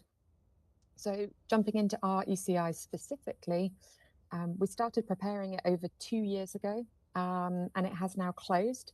And it's been a challenging journey. We've had a lot of highs and we've had some challenges and complexities too. When we finished our ECI, we had 77,000 people who had signed it, which on the one hand, when you compare to the 1 million that's needed, shows we did not get to where we wanted to. On the other hand, 77,000 people is actually a really large number of people when you stand back and think about it. That is really a significant number of people who rallied behind us to say that they care about this issue, and they also don't want our public spaces to be transformed into spaces of surveillance and suspicion and over-policing through the use of technology. So, we are so grateful to those people. But we also identified some barriers that kind of stood in the way of us collecting more signatures for our ECI. So of course, there's the perhaps lack of knowledge amongst many people that ECIs even exist. Beyond that, there's the question of who can sign them. So although I coordinated our Reclaim Your Face ECI to ban biometric mass surveillance, I couldn't actually sign it myself because although I'm an EU resident and I pay my Belgian taxes, I'm not an EU citizen. Sadly, the tragedy that was Brexit put an end to my EU citizenship. So, we had the whole issue there that people who are EU residents but not citizens, or even, undocumented people whose views and opinions should still be really important in shaping these laws that will affect us, aren't always able to be heard. Then we also had a bit of a privacy and data protection challenge. Although our ECI was very data protective, and the ECI process in general has been set up to really protect people's data, we had this kind of ideological issue that we were campaigning against surveillance, but to sign our ECI, people had to provide, in many cases, their national identity number. And for our kind of core supporters, that was a real problem. People were saying, well, you're fighting against surveillance. And in certain countries like Portugal, to be able to have the ID number that would allow you to participate in the ECI, you need to have a biometric identity card. So there's really something quite ironic about our initiative against mass surveillance that actually relies on an existing surveillance infrastructure for people to be able to participate. So that for us was a challenge. And also how new this whole thing was to us. We are not campaigners traditionally, and this was an experiment. And like I said, we've learned a lot, and we have ideas about how the ECI process can continue to improve. But I think exercises or projects like PCube that help people understand why it matters and to raise awareness about ECIs is already such a massive positive thing that we really, really need to see more of. So as I mentioned, our ECI has closed with 77,000 signatures. But that's not disappointing for us because actually, politically speaking, we have really felt the impact of our ECI. And without getting those signatures, we still managed to achieve all of the goals that we wanted to achieve. We were calling for EU law to take seriously the issue of biometric mass surveillance. We were calling for more measures to protect people against things like facial recognition in public parks, in squares, in schools, this massive rise in the surveillance of our faces and bodies. And we've got that. It's actually being treated as part of the Artificial Intelligence Act, as Irina mentioned earlier. And we did feel that the European Commission, in putting forward their draft AI Act, gave us a really good starting point. All of us were quite surprised, actually, when back in 2020, just as our ECI was getting off the ground, a law came out suggesting a form of a ban on exactly what we wanted to ban. So that was kind of an early, unexpected success, that this was already getting on the legislative agenda. But you know, I would point out that our fundamental rights-based analysis has led us to disagree with several of the assertions that have been put forward by the European Commission. And you know, to respond to kind of the questions that came at the end of the last session, we definitely do think the proposal could have been more ambitious on fundamental rights, not just on biometrics, which is what I will focus on, but more broadly in several structural ways throughout the entire Act. So if anyone's interested in that, I would suggest going on the EDRI website, edri.org, where we do have a number of recommendations about what we would like to see to improve the AI Act and make it genuinely human rights centric. And I would also add that, you know, we don't think it's about striking a balance between fundamental rights and innovation, because as the name suggests, fundamental rights are rights. They are things we are entitled to. Innovation is not a right. Innovation can have a lot of benefits, but if we don't have the fundamental rights protections, I would argue that we're not going to then get the sort of innovation that we want to have in the EU and that is compliant with EU values and the kind of EU human rights regime and the sort of innovation that we want to foster. But lucky for us, as you can see from the screen, the negotiations for the AI Act with regard to biometrics are going in a direction that really, really excites us. And just earlier this week, we saw an article from Politico talking about how Europe is edging closer to a ban on facial recognition. And what we mean by that is, although we've still got a long way to go in the negotiations, the European Parliament and the lead negotiators have made it clear that at a high level, they support going much further than the draft proposal, and that they do want to ban biometric mass surveillance practices, or in the parlance of the AI Act, remote biometric identification in publicly accessible spaces.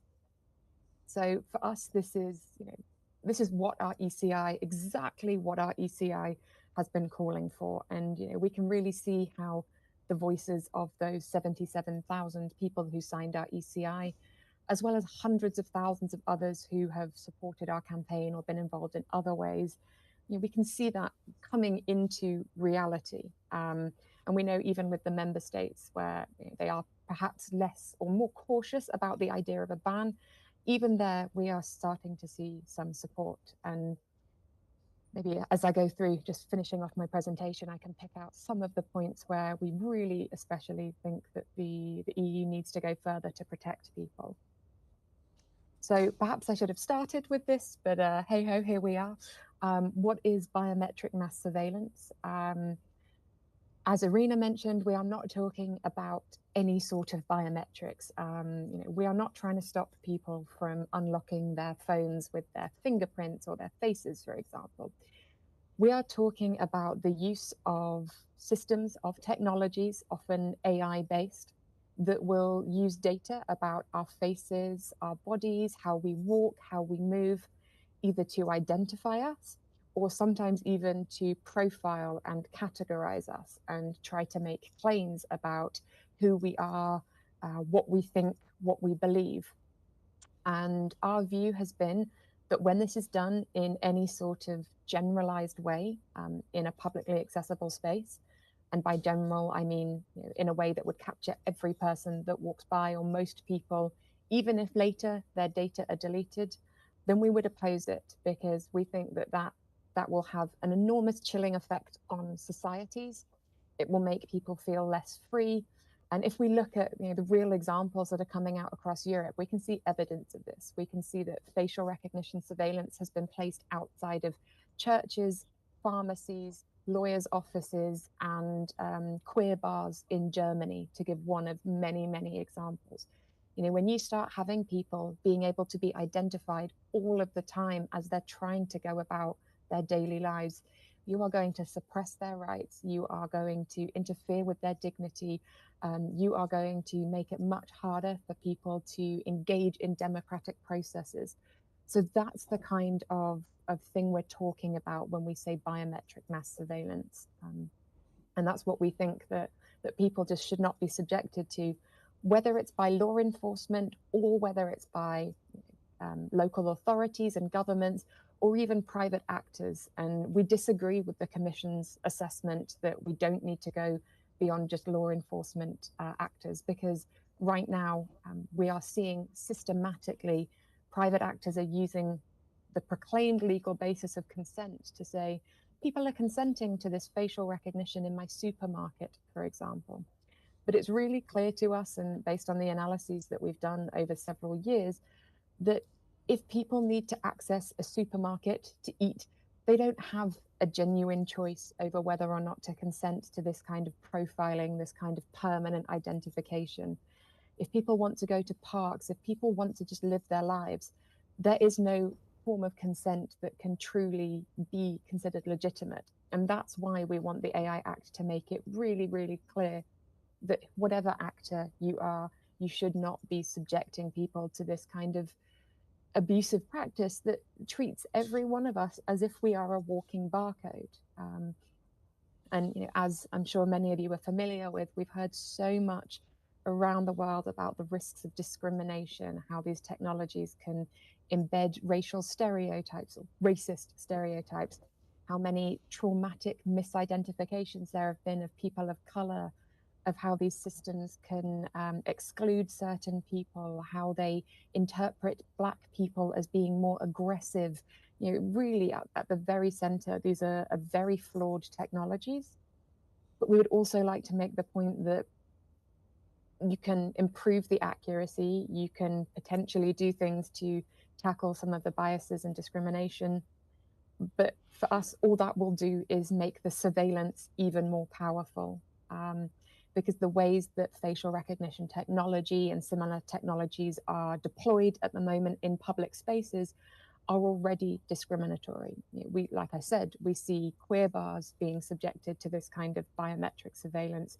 We see areas where migrants are sleeping rough. In one of the examples I'll come to, we see at the borders people being used as a testing ground, people who are on the move. So really, this is an ideology of technology that at its heart is policing and suppressing the rights of certain groups of people. And that's why, you know, we don't think any sort of technical fix can make it better. So, you know, this slide is just meant to kind of convey my point about, you know, the chilling effect and the permanent surveillance. One of our major concerns about these systems, especially as more and more of them start to be connected with one another, is that you will have the potential to identify people and track them across time and place. And I know the Commission has said that they don't think post forms of remote biometric identification should be in the scope of the ban, only real time. And that's something that we are really strongly fighting against, because post forms of facial recognition, if anything, can be even more dangerous. When you think about the ability to turn back the clock, how you could use the notorious Clearview AI or other systems, and you could see where a person has gone, with whom they've met. Just think about how that could impact people's willingness to vote, how it could suppress journalists and whistleblowers. It could be used to crack down on political dissent. Maybe it could even be used in countries where abortion is criminalized to to actually seek out who has been seeking an abortion. And, you know, these are not hypothetical risks. These are not things that, you know, don't apply to us in the EU. We're seeing a very real democratic backsliding in the EU. We're seeing some countries criminalizing abortion. And, you know, we're seeing the Pegasus scandal recently, where journalists and opposition members of parliament are being hacked and surveilled. So we really need to be alert to these risks. And so that's one of the reasons why we think that, you know, these post forms of biometric surveillance that are actually the most commonly used ones across Europe right now need to also be tackled and banned. I've got a few slides here on some use cases. There are so many, and that's actually what catalyzed us to do this work and to launch our ECI, was just starting to chart out how many EU countries are conducting biometric mass surveillance against populations, whether that's by police, whether that's by councils and municipalities, or whether that's private actors. And we've seen, you know, really this rise has just been enormous, and we've got a lot of reports on our website that back this up, this fact that it treats us all as suspects. And then we've got this additional risk of, you know, profiling people, predictive policing, repeating discriminatory history through algorithms. I note again that the European Commission said, when we're talking about things like how people's faces and bodies can be used to make predictions or inferences about them, that will be kind of, the risks will be mitigated by making it transparent. But for us, that's just not enough. You know, if you've been profiled because you appear to be a woman, or, you know, any other characteristic about you, even if it's not something about a protected characteristic, if it's about the color that you're wearing, we think that just knowing that was done does not solve the harms. You know, people being put into boxes on the basis of how they look, or, you know, what they're wearing or how they're acting, is a really, really dangerous practice. And you can see on the screen a screenshot from a collaboration that we did with several Roma rights groups, where we looked at the history of how Roma and Sinti people have been persecuted on the basis of how they look, and, you know, arbitrary judgments about their facial shape or them not exhibiting the right behaviors. And that's actually what's led to things like biometric categorization and emotion recognition, which are practices that often go alongside biometric identification, you know, that we say that they've got a lot of their roots in practices like eugenics. And we just don't think that this is the sort of technology that people in Europe or anywhere in the world should be subjected to. And as I mentioned earlier, we also see disproportionately that people on the move, people who are in vulnerable, precarious situations, are often the ones who are the testing grounds for these types of technologies. You know, we see refugee camps in Greece, for example, being equipped with biometric mass surveillance that's supposedly for the protection of the people in the camps, but people who are in the camps report being made to feel like criminals. We see, you know, suspicion and aggression detection supposedly used to, you know, improve public safety, but actually all we see is that it reinforces stereotypes and prejudices about who is suspicious and who is deserving of safety. Move on. So I just thought I would end on some kind of more positives, because, you know, our ECI has been a really positive experience, and our campaigning and our policy work has led to the positive experience, or not led to, but contributed to the positive experience of a majority of members of the European Parliament supporting a ban on many, and in some cases all, forms of biometric mass surveillance. So, you know, we are so grateful to have had the opportunity to contribute to this debate and to raise these fundamental rights risks. So I just thought I would close with a couple of examples of the resistance that have led us to get to this point. One of them is a little stunt we did with paper bags, based around the idea that the only way you can escape facial recognition in all of your public spaces is to put a bag on your head. And we invited our supporters to take silly photos of them putting bags on their heads and showing how hard it is to live your life with a bag on your head. And that was a metaphor for what pervasive facial recognition does to each of us. And it also allowed us to make the more serious point that we can't live our lives with a bag on our head. We can't be suppressed in that way. We need our lawmakers to stand up and take this seriously and to protect us in the law. So that was the point of that act of resistance.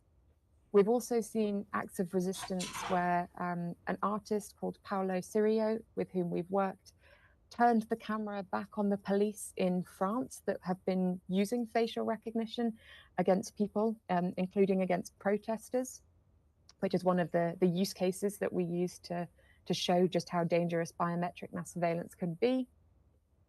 And then, of course, our ECI has been an act of resistance for us. And it really has been an anchor of our campaign and the work that we've done as a way to rally around this really important fundamental rights demand for us. So that's it for my presentation. Thank you for giving me the opportunity to share about our work and why we think it's so vital that we have a full ban on these practices in the AI Act. And as you can see from this slide, I'm not speaking just on behalf of EDRI and our network, but also I think now we're up to 75 or so organizations that are in this coalition that are helping to push for laws that are genuinely going to protect us, genuinely going to put people at the heart, and to draw red lines against technology that has been proven time and time again to do harm to all of us. Thank you. Thank you, Ella. So thank you very much. So this is the reality, and now we move to fiction before lunch, which is, I think, a nice step. So what we tried to do with P-Cube and Science for Democracy was to reduce this complexity into a game, into a model. And the idea with P-Cube is to explain to scientists, ideally these are students of medicine, pharmacy, urban policy, to explain that how the policy process works, how policy change is possible, to empower these future scientists, organization also, to push for evidence-based policy and policy change in this direction.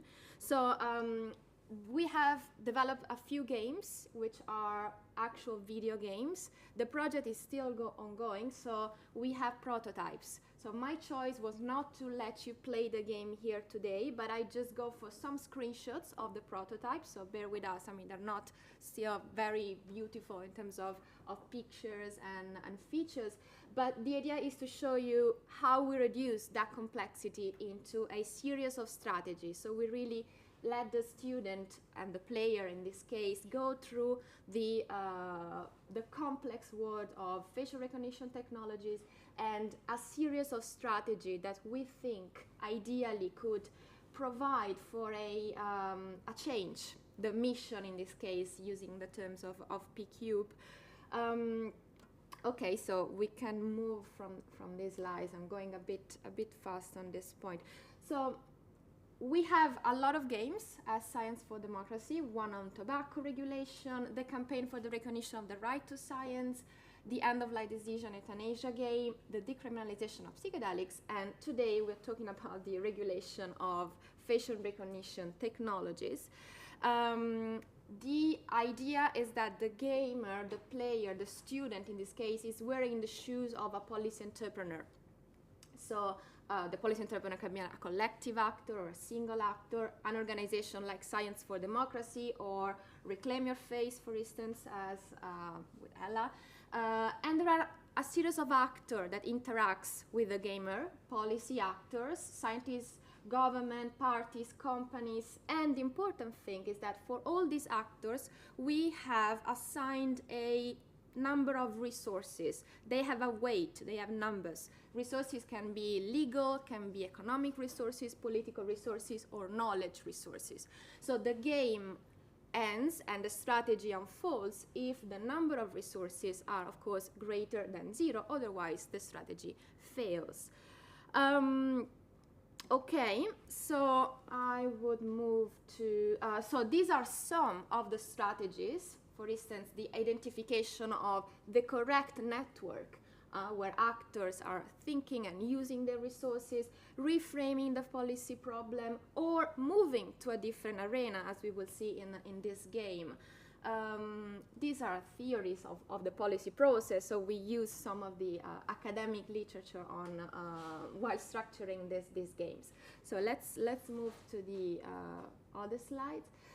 Very important caveat. So all the games, and in particular this one, is set in a fictional country.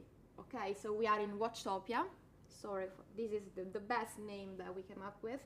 This is a democracy, so in Watchtopia, really people are concerned about human rights, accountability. It's really taken seriously by citizens, by the organized organization. And there is also some space for change via a range of different policy strategies. And there is also the possibility to move at the supranational level, so Watchtopia is a member state of the European Union. Okay, so let's move on. This is the first screen, so the first slide that the gamer sees, which is a detailed description of the mission, okay, of this game. The important thing is that this is a pedagogical tool, so ideally this is going to be used in class, universities. There is also the teacher, the professor, which has an even more detailed teaching note, okay, with all the explanations and the lessons to be learned at each strategy. So we go on from this one. So the mission is as you already may have understood, is to have in Watchtopia a regulatory approach that is balanced for facial recognition technologies, that takes into account human rights and liberties as well as security concerns. So the policy entrepreneur, the gamer, starts at the national level. This is the first move that he does. What does he do? The first strategy is to collect signature for a national referendum. I think we have a slide for that, Virginia. No? Okay. Yeah, we can go on this one, and let's go to the first strategy. So to collect signature for a local referendum in Watchtopia. Next slide is what the strategy is really about in the game. So the student has to sort the actors in 3 different baskets. So scientists, for instance, they could be supporting this first strategy of collecting signature, opposing, or inactive actors. Important thing is that at the top, the students can always read the cards for each actor. The cards provide for a brief description of the actors. I think we have also a slide for, oh yeah, it is. So there is a very brief description of what the actors does, and you see the kind of resources that they have. So the student has to sort all the different actors. Let's move on, because I'm just going to be detailed on the first strategy. So you see, this is a possible distribution, so supporting actors and opposing actors. If we continue, you will see that this is indeed wrong, because government is not opposing in the strategy of referendum. It's very inactive on that. It stays behind. While tech industries and big municipalities are instead opposing this particular strategy. This is why, according to our game, we decided that referendum is not a successful strategy. We explain in the next slide why this is not successful. Because the big cities and tech companies are really interested in not banning facial recognition technologies, and they put forward a counter campaign against the campaign of the policy entrepreneur and the organizations. Therefore, the threshold of the signature is not met, because they put a lot of efforts in this counter campaign for the referendum. So this is how the first strategy goes into the second one. We ask the student if he, given that the referendum was not successful, if it's ready to move to the watchdog, so the independent watchdog, the Data Protection Authority of Wauchope. So ideally, the student selects this option, and this strategy is more is related to one aspect of facial recognition, and also Ella. I mean, she told about this one, on the use of these technologies for the operations of migrants landing in Wauchope. So the policy entrepreneur, the gamer, starts collecting testimonies of the migrants regarding specifically the discriminatory effects that this technology have on migrants, and therefore the DPA, the Data Protection Authority, starts hearing against this specific use. So we go on, and of course, this strategy is successful because the DPA issues a negative opinion, saying that the legal basis is not supporting the automatic processing of data, of biometric data, for this particular application, and so it's in breach of the law, basically. But you have won a battle, not the war, because still the mission is wider. No? The mission of the policy entrepreneur is really to have a regulation on facial recognition technology. So this is just a little step. So you won the battle, but not the war. We move on.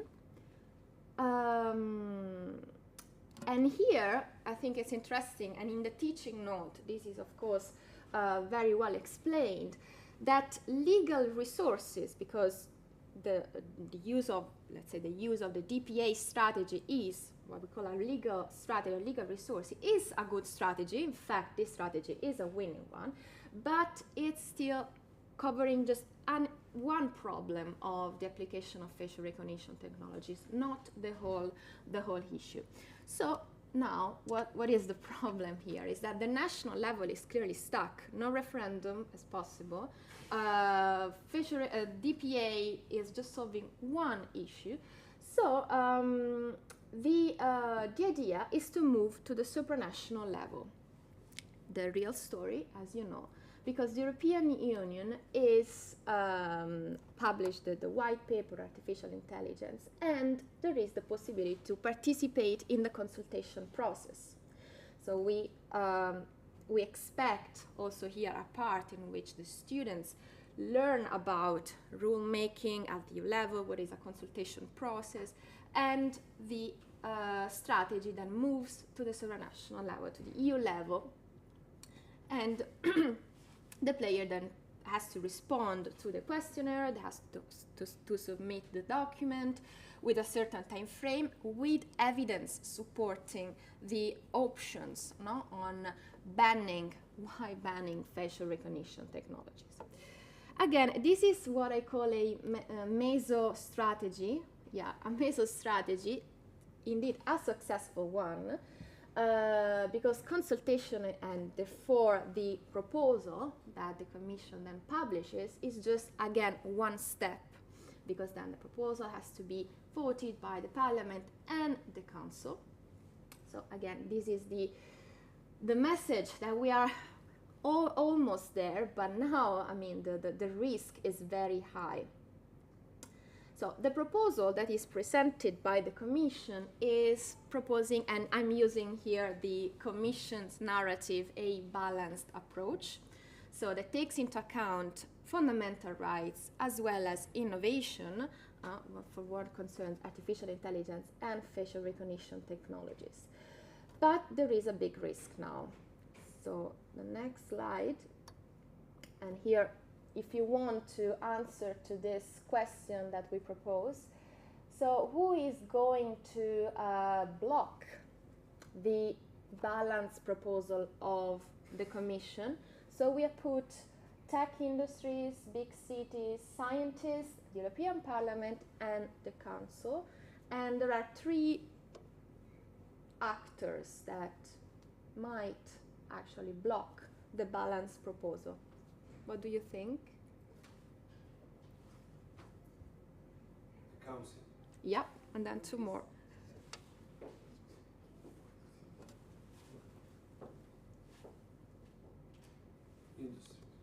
Yeah. I'm just taking notes.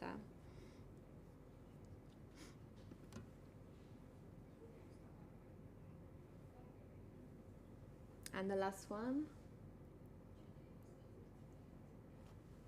Let's show Virginia what. These are the 3 right peaks. So we have tech companies, industries, the parliament, and the council. Big cities, not a big threat here because the lobbying, we expect the lobbying to be those of tech companies, not big cities in this particular case. And then, of course, the parliament, which is clearly divided, and the council for other reasons that we already know. So we go on, and here is where the, let's move again, where we have the last strategy, so therefore also the last learning objective of this game. Let's go on, Virginia, with this one. Yeah. So the game, or the policy entrepreneur has the possibility to activate a European citizen initiative. There is a bit of explanation of what is a European citizen initiative. Ella has already, better than me, explained what the European citizen initiative can do, cannot do. What does it take to actually be heard and to launch such an initiative? But in our ideal world of Watchopia, the European Citizen Initiative is indeed able to collect all the signatures. Is also registered on the dedicated website of the European Commission, and this is where the resources change. Because the European Citizen Initiative asks, as for real, for a ban on the public use of facial recognition technologies, claiming of the risks, the high risks that are associated with specifically biometric mass surveillance. And the Parliament and the Council, in the structure of the PQ game, change their resources because of the agenda setting power of the ACI. They cannot just not hear the message and the voice of all the citizens that have signed and that do believe in the manifesto, in what the ACI is actually asking. The resource change, and in the next slide, I think, they cannot really ignore the preferences of the citizens. Therefore, for them, it's better to accept the proposal of the Commission as it is, balanced regulatory framework, instead of trying to push for less protection of fundamental rights for what concerns facial recognition technologies. So this is how the game ends for us. In fact, the game will show that the resources are now positive. There was a real change of the full conditions with the presence of the ACI. And the mission is accomplished. So there is also a longer explanation for the students on how this strategy actually unfolded. And so this is really, again, we try to explain the complexity of everything that we have been discussing this morning in these games, this game in particular. So hopefully next year the games will be open online and could be used by everyone, not just universities, and I really hope that it makes sense and it was not that boring. So yeah, this is it. Thanks. Thank you.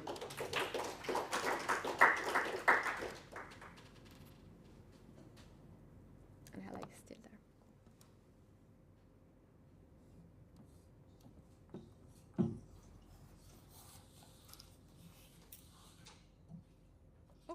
Okay.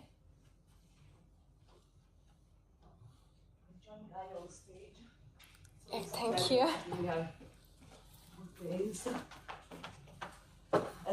No, I encourage to ask questions. We have some minutes, so I encourage you to ask questions, because I think also this session we tackled deeper analysis on an aspect of AI, which is one of the most fundamental probably, but on the other hand, also how organizations, groups, citizens can somehow participate in that policy-making process that was described so attentively by the previous speakers. And also, since Ella is still with us, I don't know if you want to add some comments on the feedback on the game, on the difference between the rational and logical mechanism of the game. And me and Ella, we met because we had this initiative on awareness on European citizen initiative. So that's for sure is a bigger challenge, the fact that citizens don't know about their political rights.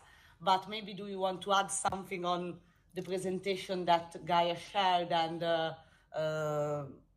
comparing the process? Maybe it's interesting. Yeah. I mean, well, I will say congratulations. I think it's a really important and valuable project, and actually, it has a lot of resonance with the process that we go through.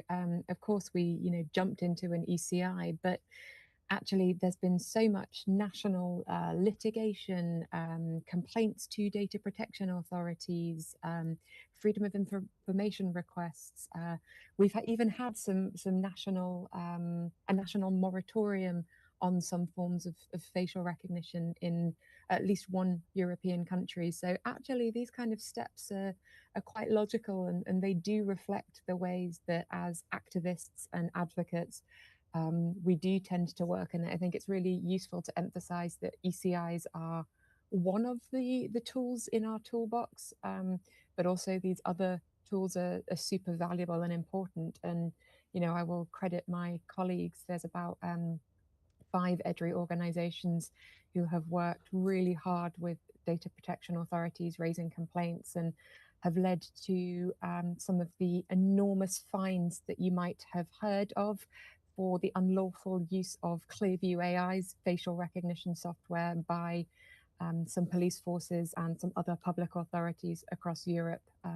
That's also a fantastic way to claim our rights. And what we're saying with our ECI, or what we have been saying with our ECI and continue to say with our Reclaim Your Face campaign, is that it's great to have those tools, but we want this to be clear from day zero in the Artificial Intelligence Act. We want no ambiguity. We want it to be known that you cannot treat people as walking barcodes. Yeah, well done, and thank you. And also thank you for your help, because it was very precious during while we were writing the script for the game. Absolutely, the example of facial recognition of Reclaim Your Face was absolutely necessary for us. So to give us the idea of the power of the ACI at the end. So. I don't know if we have questions from the online audience or from the people connected illegally on the WebEx. Okay, we have a question from the room.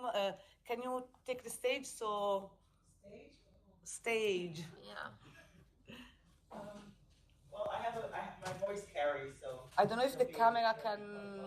No, we need you here. I'm sorry. Oh, come on. If you were online, but Thank you very much. And also, please introduce yourself.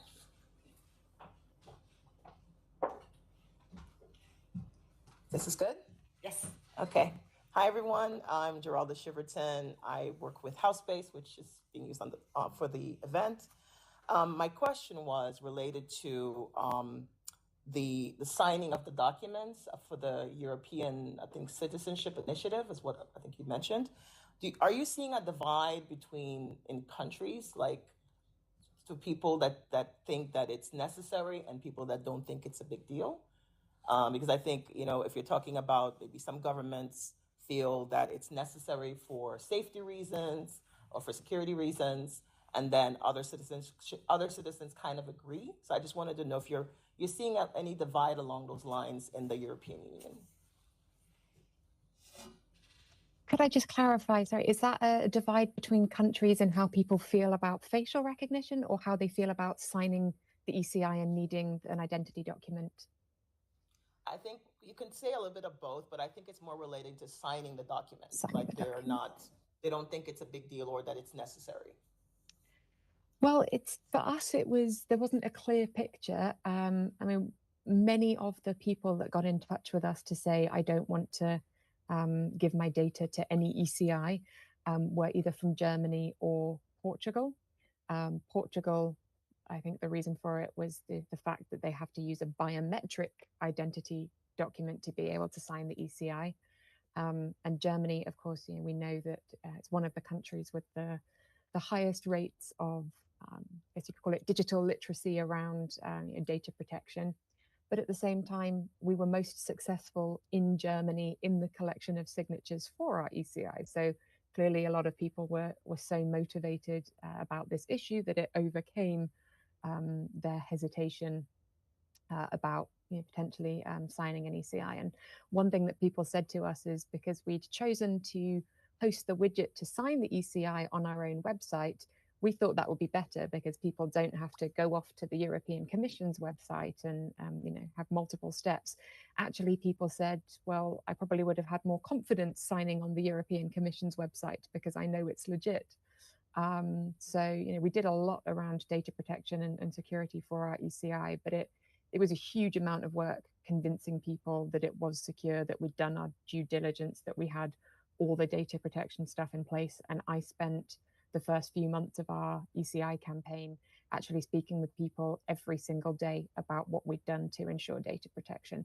And in a way that makes me happy and excited, because part of what we work on at EDRI is data protection, and knowing that people are skeptical about giving their data and want to understand what you're doing to protect it is pretty great. So, we try to see it optimistically.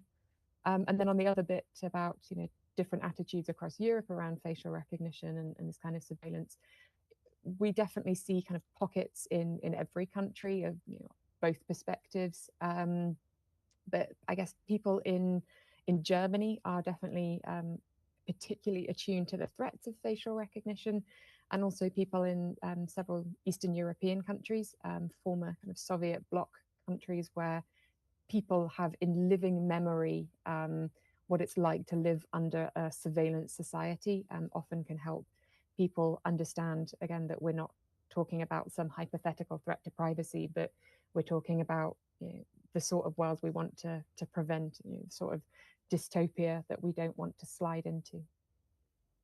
I hope that was helpful. Very helpful. Thank you. Thank you very much. There is still time for a question. Please, reintroduce yourself so those who joined us later know that you are one of those working on these regulations. Hi, Ella. Zenner from the European Parliament. Maybe also to bring in a little bit the perspective from the Parliament, as far as I can speak for everyone. But I would say, again, a little bit coming back to the first point of my presentation, there is a larger majority, stable majority in the Parliament to really prevent those use cases that Ella was presenting per se. I would say there is a kind of different approach that, for example, the EPP again, we would say that a lot of the presented use cases are already falling in existing legislation. So one of the cases from Ella, I was immediately thinking, okay, this is covered by the Law Enforcement Directive. Or Ella was already mentioning it, GDPR, where the consent is giving a lot of flexibility. And then we would argue, okay, then the GDPR revision is coming soon, or maybe coming soon in 25, 26, then there is the place to adjust this. The whole issue, we would say, is more of a privacy issue, and again, should be then targeted by the GDPR, by a privacy regulation, if it's finally out, and so on and so on. Because one thing that from now a better regulation agenda, or taking better regulation principles into account, what we can see, especially when it comes to digital legislation, there is let's say, the attempt from policymakers, if there is a new topic or a topic that is debated right now on Twitter or whatsoever, to put it again in a legislation. So we have it now with targeted advertisement. There is a new regulation, a proposal on political advertisement out there. It is already covered by the new Digital Services Act, but several groups were also tabling it as an additional amendment to the AI Act. And this, in the end, leads to a situation where several legislations are addressing the same point, and this doesn't help. So again, fully supporting the objective, but we as EPP, we really think, taking better regulation into account, we should deal with this problem in existing legislation and on most of the use cases with the GDPR. And we would agree that there is need for a revision, that consent cannot be misused, as Ella was presenting it, but not putting now a blank ban in the AI Act, maybe just from our side. Thank you. And maybe this is also interesting for Ella again, like if as EDRI you work also, I guess, on the different regulations. So maybe if you can describe from a civil society organization perspective, the complicated work around the complicated functioning of the European Union. Maybe it's somehow to find a balance between the two perspectives. Absolutely. And, you know, it's really important to look at making sure that we're not duplicating, that we don't have overlaps in the legal framework, exactly as Kai is saying. And, you know, we've been really grateful for some very lively engagement with Mr. Voss's office. And we understand that we don't have exactly the same analysis of this situation. But what I will say is that EDRI's position on biometric mass surveillance and on the AI Act is based in a lot of research and a lot of legal analysis. And we do believe that a ban on biometric mass surveillance is needed in the AI Act and would complement rather than duplicating existing legislation. Just to give a couple of very brief examples, you know, I think the GDPR is a fantastic basis already, and I would be wary of reopening it and, you know, anything that could lead to weakening what's in there. Instead, I would point to how the GDPR Article 9, Paragraph 4, for anyone that's got their GDPR text to hand, actually foresees additional protections of biometric data as technology evolves. And I would say that's exactly the situation that we're in now. When the GDPR was passed, we didn't necessarily foresee how problematic biometric mass surveillance was going to become and how prevalent facial recognition would be. And we've got a lot of case studies on our website and through our campaign that show how GDPR has some gray areas when it comes to biometric data. So we think that the AI Act is the perfect opportunity to clarify that it would be very consistent with the GDPR to have that. And also with the law enforcement directive that Kai mentioned, the processing of biometric data isn't prohibited for law enforcement under that directive. So actually, you know, there's a very strong need for us to have legal clarity over what is and isn't acceptable by law enforcement. So, you know, I would be really happy to discuss further, you know, the findings of our legal analysis that have led us to this conclusion that a ban in the AI Act is absolutely the best way to protect people's rights, and that if we don't have this prohibition, people are going to be left vulnerable and exposed to these misuses of technology. Ella, thank you very much. I have a very, very short question on the future of the ACI, or what you're going to do now with EDRI. What are your actions now? This is just to bring the discourse back to policy tools for policy change.